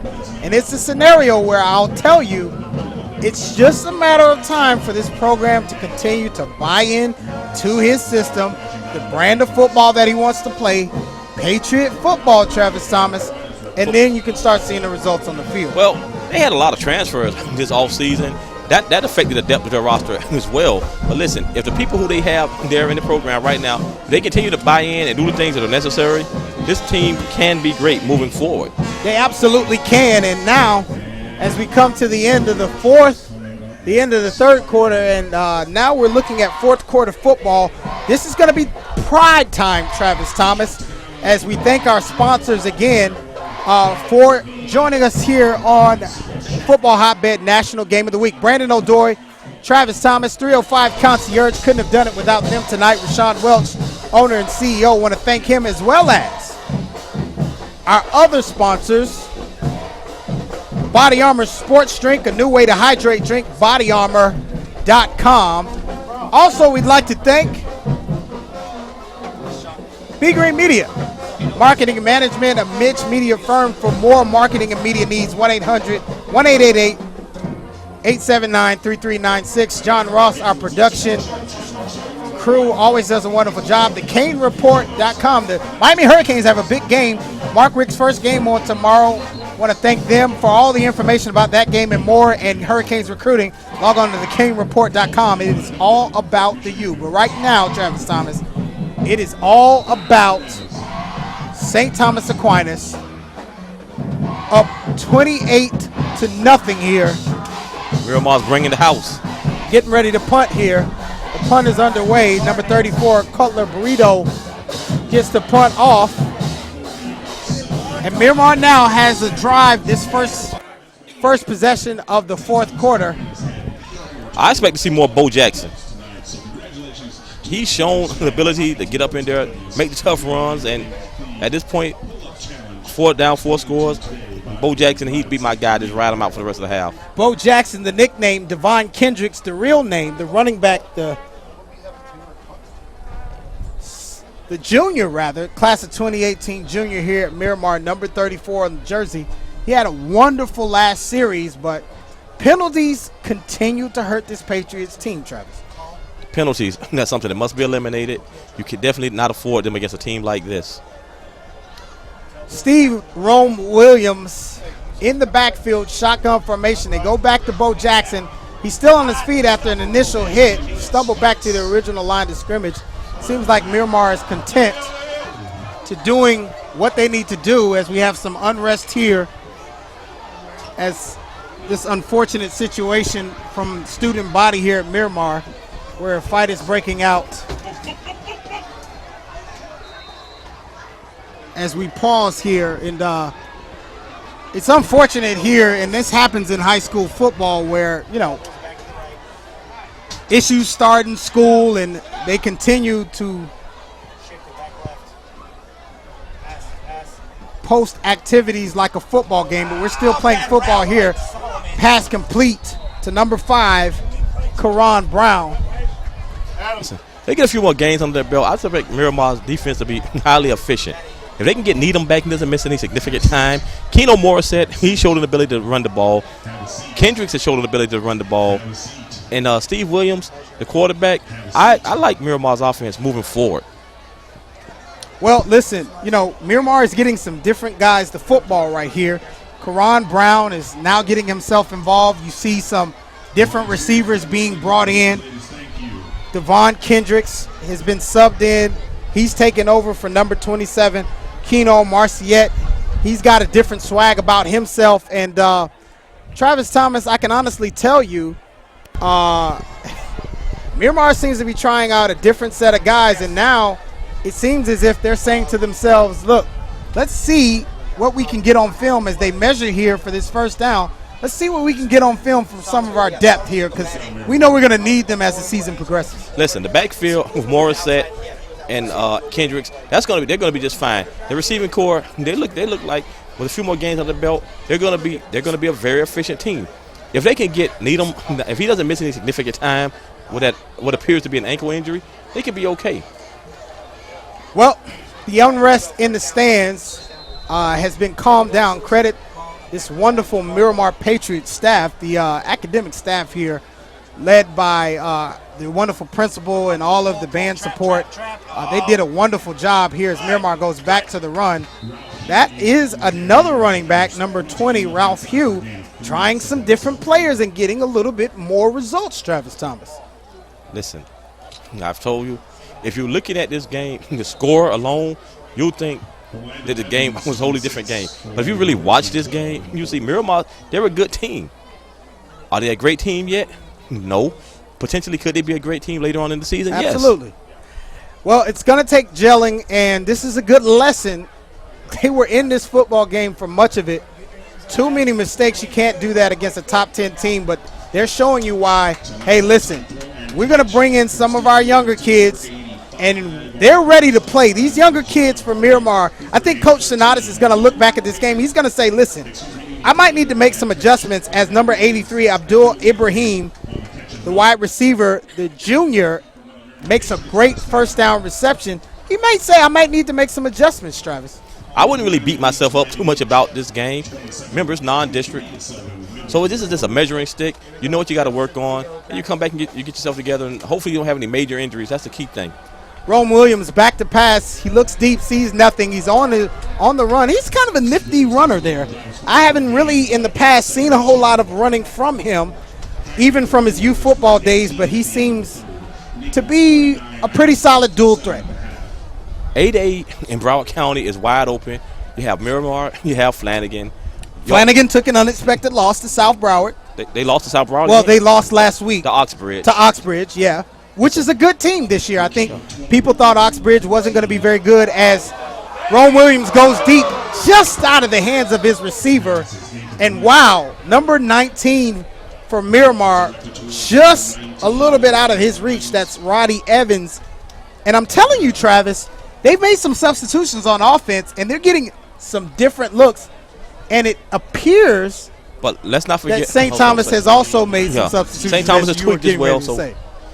But I still like the effort. And 8A is wide open. You have Deerfield. I expect Douglas to be a factor. I expect Flanagan. I expect Plantation. So this could be a wide open race in Broward County for 8A supremacy.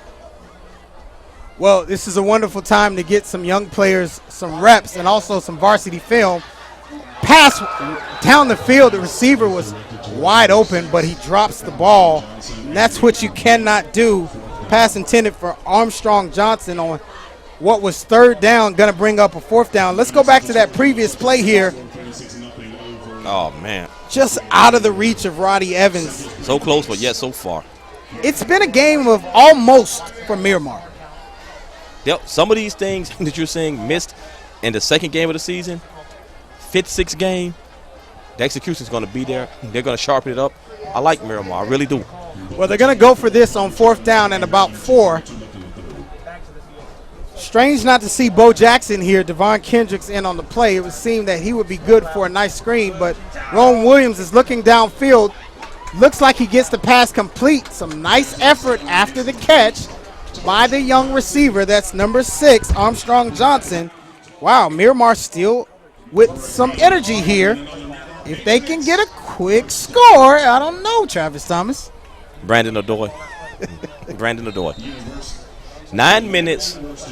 Even if they get a quick score, 3 scores down with 9 minutes left. Look, this is just right now. It's time for building block. Well, the building blocks are continued to be built. Rome Williams over Nice catch. the top. A nice catch by number 9, Antoine Murray. And you talked about St. Thomas making adjustments. In on the defense is number 21, Zaire Jacobs. Jacobs is one of their starters, but nevertheless, Williams found his stride, finally was able to connect in the end zone. Take us through it, Travis Thomas, as we get ready to watch the replay on that one.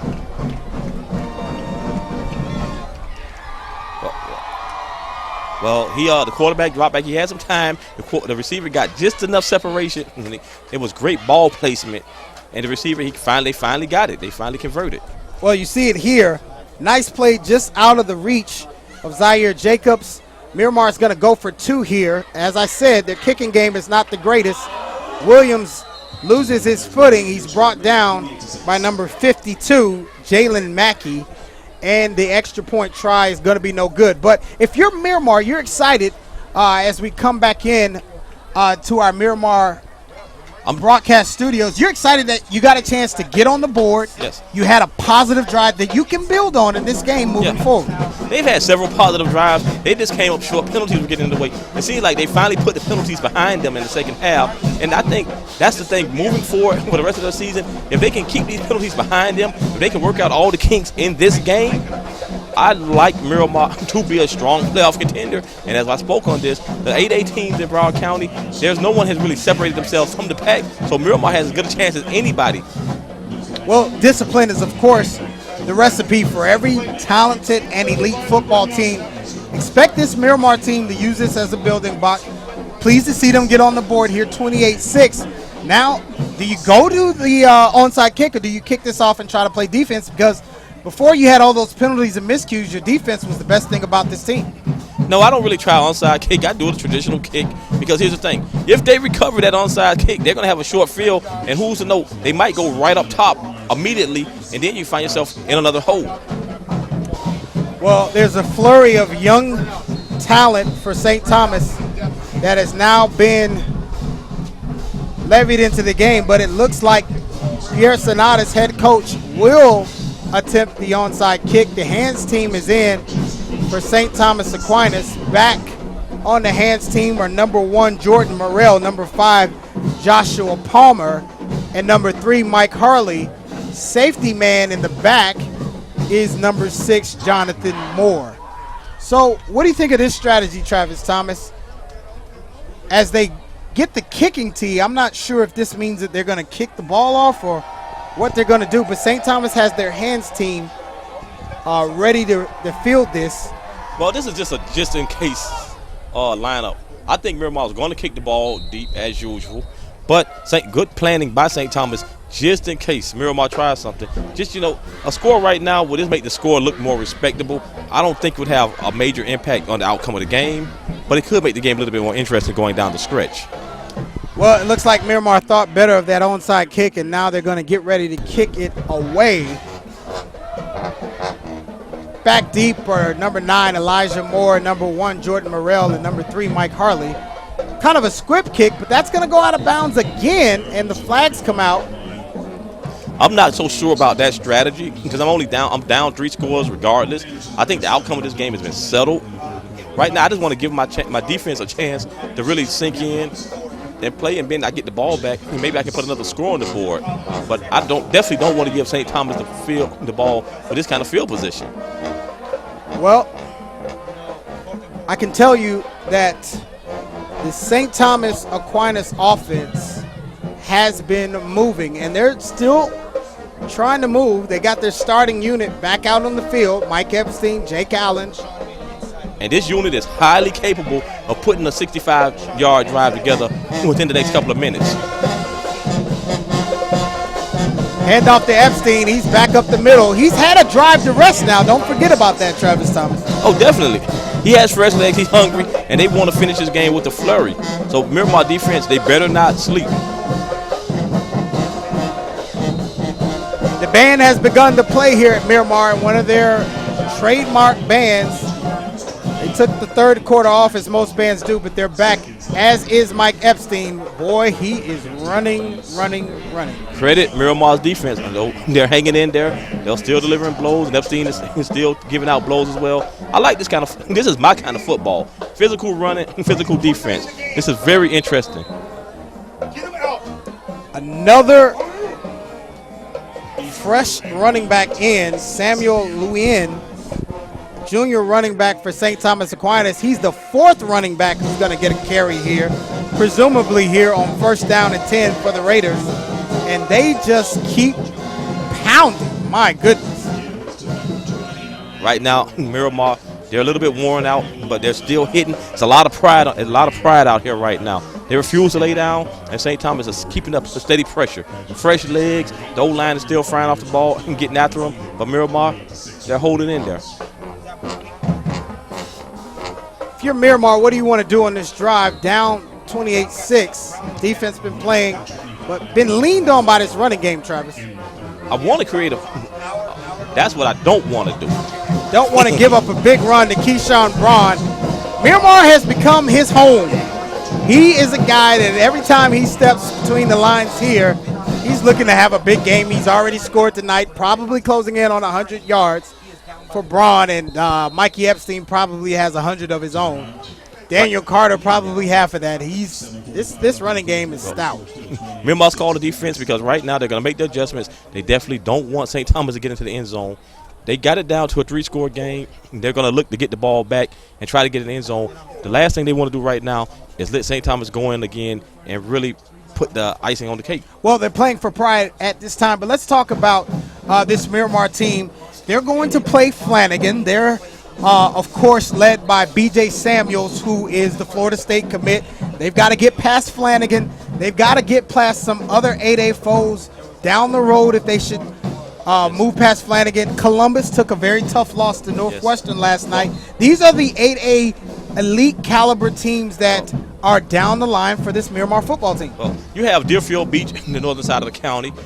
I think Monarch, they're going to play some guys tough, and I wouldn't sleep on Douglas.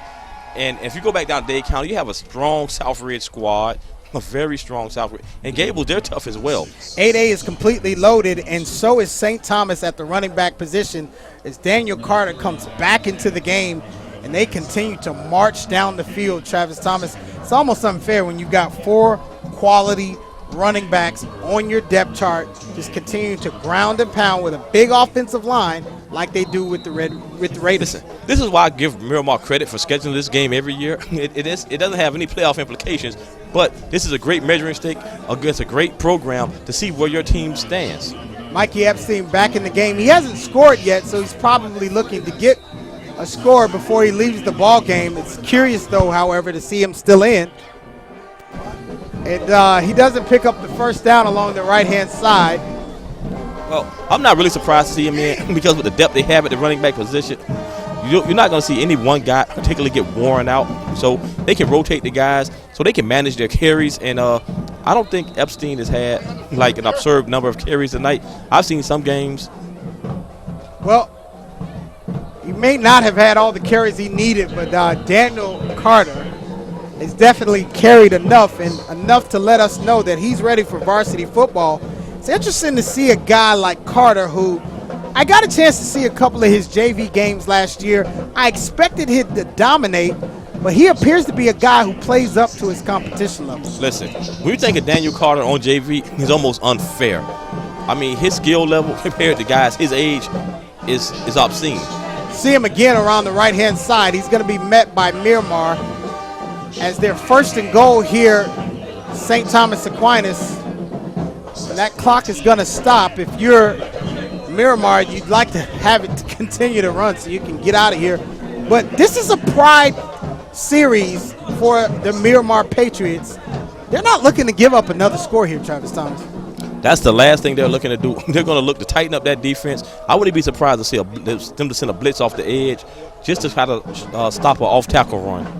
Well, a timeout has been called, and Miramar presumably wanting to talk about things and make sure that they can put up a solid defensive stand here as we come back into our broadcast booth. And just been a wonderful night of football here in South Florida. Brandon O'Dory, Travis Thomas, footballhotbed.com, National Game of the Week. We want to make an appeal to the Atlanta area. If you're watching this from outside of this market, Atlanta, Texas, Los Angeles, we want to come to you. If there's a game that is not on major television, high school football being played at the highest level, give us a call here at Football Hotbed at 1-888-879-3396. Yours truly, Brandon O'Dory and Travis Thomas, will come out, call the game, put it on Football Hotbed for a national audience to see, and Michael Epstein gets the touchdown he was looking for. He wants to make his mark here on Broward County after he goes over 100 yards tonight and gets the score. Well, I think 2 weeks in, he's well on his way to making his mark in Broward County. He has established himself as definitely a top 5 back in Broward County, if not in South Florida. Well, this is a guy who missed all of last season with an ACL, and he has said, listen, I am not coming back pitying myself, but rather I'm coming back to establish myself, Travis Thomas. Well, I'm going to say, with the advances in medicine nowadays, ACL surgery used to be down for a year. It might take you 2 years to get back up to speed. But it looks like Mike Epstein, it doesn't look like he's missed a beat. Kick is up, kick is good, 35-6, St. Thomas Aquinas Raiders over Miramar. And we did have a very interesting game for 3 quarters here, but now things are getting a little bit lopsided. Take a look at this replay. Take us through it. He got off tackle, nice vision, he cut it back, took a step back inside, and he pretty much walked into the end zone. Well, this is the St. Thomas that we expected to see without Trayvon Grimes and 3 or 4 deep in the running back department. They're just leaning on this Miramar defense, a very good Miramar defense. And as you've said many times tonight, Travis Thomas, don't let the score fool you. This Miramar team is for real. They definitely for real. And if the coaches keep his head in the game, whatever, they come out next week, I expect whoever they face next week, they really face a very aggravated Miramar team, and things could get ugly depending on who they're playing next week. Well, you know, it's a scenario where this is going to be a building block lesson for Pierre Sonatas' Miramar team. St. Thomas gets back, and we've got a lot of football to play, but back seemingly here in the win column. Last week was very, very tough for St. Thomas. Thinking they won the game late, coming up a little bit short, getting a first down and goal play, throwing an interception, and now coming back here and asserting themselves and their power, letting everybody know, look, here's a reason we're ranked nationally in the country, and we're going to show you why, to the tune of 35-6. And Jake Vold back to his old kicking ways, getting a touchback. He's back focused now, and Miramar looking to get back to these young guys, get another score here and cut down on this margin of victory. Well, once again, Miramar starting their drive on the 20, 80 yards to go. It seems like they've done that countless times tonight. And after a while, they become demoralizing for an offense. It's like every time we look, 80 yards to go. You just like every now and then they maybe get a 50-yard drive or a 60-yard even. But consistently going against St. Thomas, coming off a score, you can pretty much expect to get an 80-yard drive coming out the gate. Well, St. Thomas leading 35-6 with 6:09 left in this fourth quarter of play. Steve Williams still back to pass for Miramar, looking for his receiver, pushed out of bounds. Was not able to hang on to the football. That was number 16. Number 17 or number 18, Elijah DeZura. Well, these uniforms are kind of difficult to see. Definitely. These aren't necessarily TV-friendly uniforms. Nevertheless, the reception was incomplete. Miramar, that'll bring up 2nd and 10 for them. Bo Jackson is Kendricks in the backfield again. They don't give it to Kendricks. They're passing. The pass is incomplete. There were a lot of Raiders over there on the far sidelines. So now we're facing a 3rd and 10 from the 20.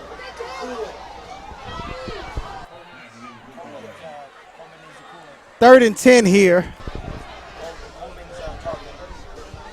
Well, you already know what they expect right now.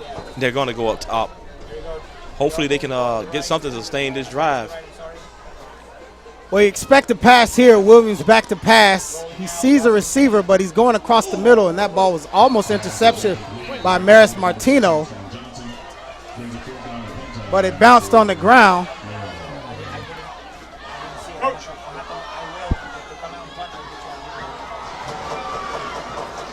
With less than 6 minutes left in the game, St. Thomas is going to be getting ready to get the ball back. And I think with these fresh legs, I believe we're going to see a lot of Daniel Carter for the rest of the way. While we got a little bit of break on the field, want to thank our sponsors again, 305 Elite Concierge, sponsoring our national game of the week. Tomorrow, Miami Hurricanes here locally. Travis Thomas, football hotbed, will be in attendance. Want to thank Fast Twitch, 305 Elite, and all of our wonderful sponsors as we get back out to Gleam action here. Of course, John Ross and our production staff, our videographer, Mr. Carey. We have Tucker. The punt is going to be away. No, it was blocked. St. Thomas picks it up. Oh, my goodness. When things start to go bad for the Patriots, they're very bad. That's number 40 for the blocked punt. Grayson Crozier, the linebacker, the junior. The punt was fumbled, or muffed rather. Well, it's not a muff punt, but it was fumbled by the punter. And St. Thomas was right there to correct it, and Miramar's punter is down. Things starting to unwind a little here for the Patriots. Look at this replay.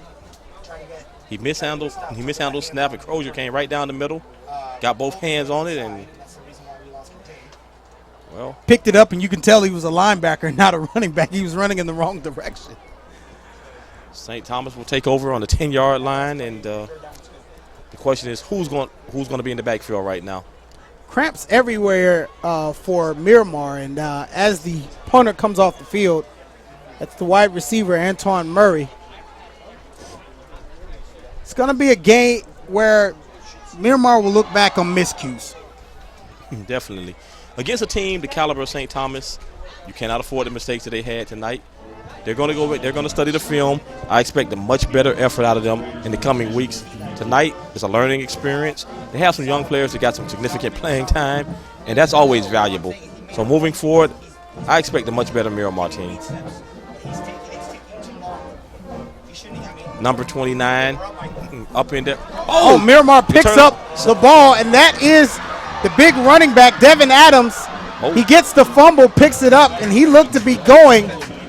Touchdown saving tackle by number 11, Tavares Kelly. And wow, Travis Thomas. It's only fitting that Devin Adams, he makes a big play. That man, he doesn't quit. He came out from the word go, and you knew he was going to give everything he had. And I'm proud of his effort. But he is cramping up, and he's exhausted after that run. But it's one of those hot, muggy nights, and I tell you, it challenges the hydration of your team when you play a game like this, and they can't get enough hydration into these kids on the Miramar sidelines. But Miramar is back in business, and you kind of like the life that they have after that unfortunate drop punt and block.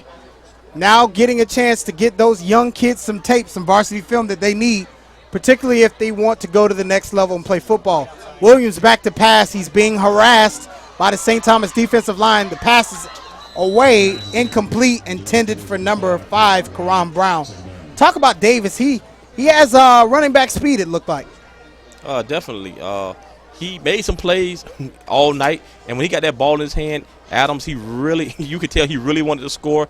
He came out, and he really put this team on his back tonight, and that's why I was kind of happy for him that he made a play. We talked about turnovers early. It seemed like a little bit too little too late, but the intensity is something you can never measure, and as a coach, as a staff, as a whole, you love to see that your team just refuses to go away.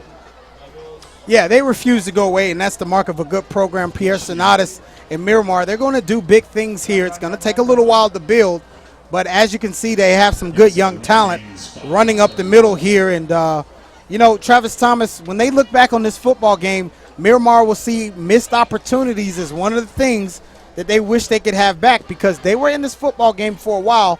But when you're playing a St. Thomas team, particularly nationally ranked, you have to be picture perfect, and they weren't tonight. Well, they came in as a heavy underdog, and they did everything that you couldn't afford to do if you want to beat a champion like this. But they have some great building blocks. Building blocks indeed, particularly their quarterback, Rome Williams, who goes deep, in another drop pass from Miramar. Karan Brown this time is the culprit. And this is the type of thing that you just cannot afford to do if you're Miramar. But this is why you feel like down the road, more practice, more building, more coaching, this could be a very dangerous team, Travis. Listen, that was great coverage. And there are some teams out here with some great secondaries, but you're not going to run into secondaries that are as disciplined as theirs on a weekly basis. So as they break down the film and the time it gets better, I like Miramar. These plays, a lot of plays that they missed tonight, and if this game could have been a much different game had they played a few weeks from now. Yeah, if this game is a little bit later in the season, as it has been in past years, be interesting to see what would have happened. But obviously for St. Thomas, they probably would have been a little bit better also.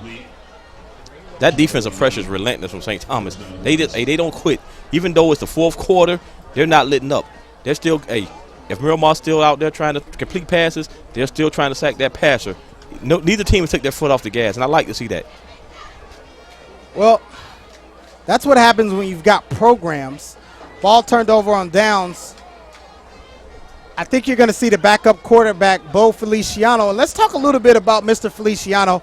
He's a young man that we know very well here at Football Hotbed.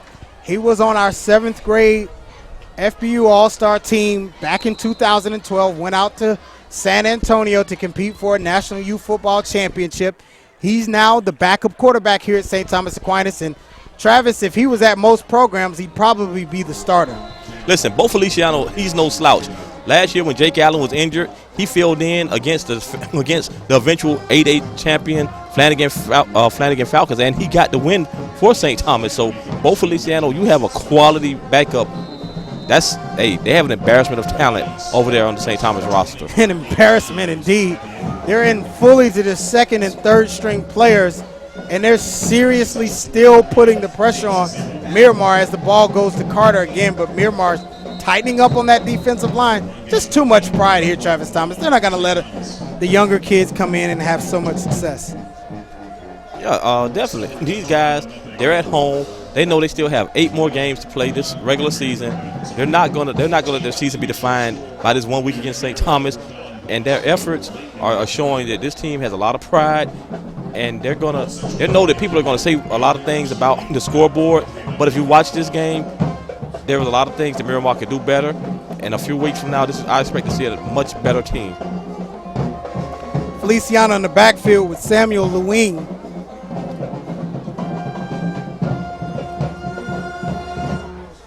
Reverse play to Tavares Kelly. This kid is dangerous. He's still on his feet. Travis Thomas, Tavares Kelly, what can you say about him as he goes in for the score here? Speechless. Where is Tavares Kelly on the depth chart? I want to know, where is Tavares Kelly listed on the depth chart? Because when you can go that deep into your roster and you can still find electrifying playmakers like that, and I hate to say it, but he's sending the Miramar fans to the exits. Well, the exits are clearing here. This is one of those situations where everybody tried to give the home team the benefit of the doubt all night long, and now it looks like they're going to be on the exit. But credit St. Thomas Aquinas. Kelly got a punt return, called back on him. Listen. His offensive coordinator, Ryan Schneider, said, hey, listen, man, you deserve to get in. I'm going to call a play for you. He only needed 1 touch to get in, Travis. Player development. That's those 2 words, player development. You can go that deep in your roster. You can find guys to make plays like this. Miramar defense, they're not no slouches by any fact. They have great athletes out there on the Miramar defense. This guy's shown that when he gets the ball in his hands, look at this. He got on the jet sweep. Ball in the correct hand. Look at that blocking, wow. Vision. Nice blockers downfield. And when he got the open field, he knew what to do with it. He switched the ball back to the correct hand, wasn't looking back, straight to the end zone. You can look at a lot of things that he did on that play that will show you he's been well coached. But that's why I say player development. People say, oh, they're a very talented team. They have more talent than everybody else. They're a private school. Listen, when you get the players in there, you have to coach them up. You have to teach them the correct way to play the game. I see a lot of teams, they have talented players, but if you really break down play by play, certain things they don't do correctly. When I watched that play in slow motion, I saw him do the things that you teach young playmakers to do. Well,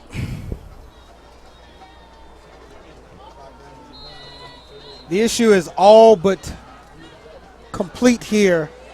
130 seconds, 130 left to play in his fourth quarter as Jake Vold puts this ball into the end zone.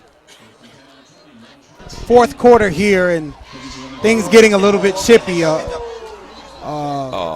This is what you hope not to see as number 55 for Miramar throws what looks to be an open-handed punch. Zion Joseph there.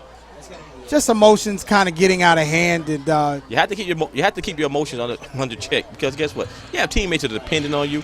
It's early in the season. You can't afford stuff like that because some of these things can come back to haunt you. Well, credit both teams for maintaining their composure. All right. And as we say goodbye to the St. Thomas coaching staff here who's exiting the booth. Second time we've been next to them. It's a completely different experience with them this time around, Travis Thomas, as they walk away with the blowout win. Yeah, credit both teams for keeping their team. Hey, this is a well-played game. Well, you knew St. Thomas was going to come back focused. I had reports all week from parents and coaches telling me, hey, there was some talk about appealing the game last week and all of this other stuff. George Smith, athletic director, Roger Harriet, the parents who are veterans, they got behind it and said, look, last week is over. That's a part of football. Here's adversity. What you do now determines who you are. They were talking about going 14-1, and it started tonight, Travis Thomas, with the 42-6 win over a very good Miramar team. This is a very good Miramar team. Make no mistake about it. But this was an excellent St. Thomas team. They played up to their level tonight. They played without a key player, Trayvon Grimes, and they still controlled the tempo on offense. Listen, they made safe passes. They relied heavily on their running game. They got everybody involved. This was a well-balanced effort, and I really like what they did out there tonight. Well, listen, they'll look back at this game and they'll recognize that they've got some growing to do, but as the head coaches and the players exchange pleasantries in the middle of the field, this is a scenario where Miramar has some growing to do as a program, and St. Thomas is what we thought they were coming into this game. This is a team that came out and said, listen, whatever happened last week, we're putting that behind us. We are STA, and we're a national caliber program, and we're here to stamp, let everybody know that we are. Listen, both teams should come out of here feeling good about a lot of stuff they see. St. Thomas, they showed the ability to come out and play a very balanced game within themselves.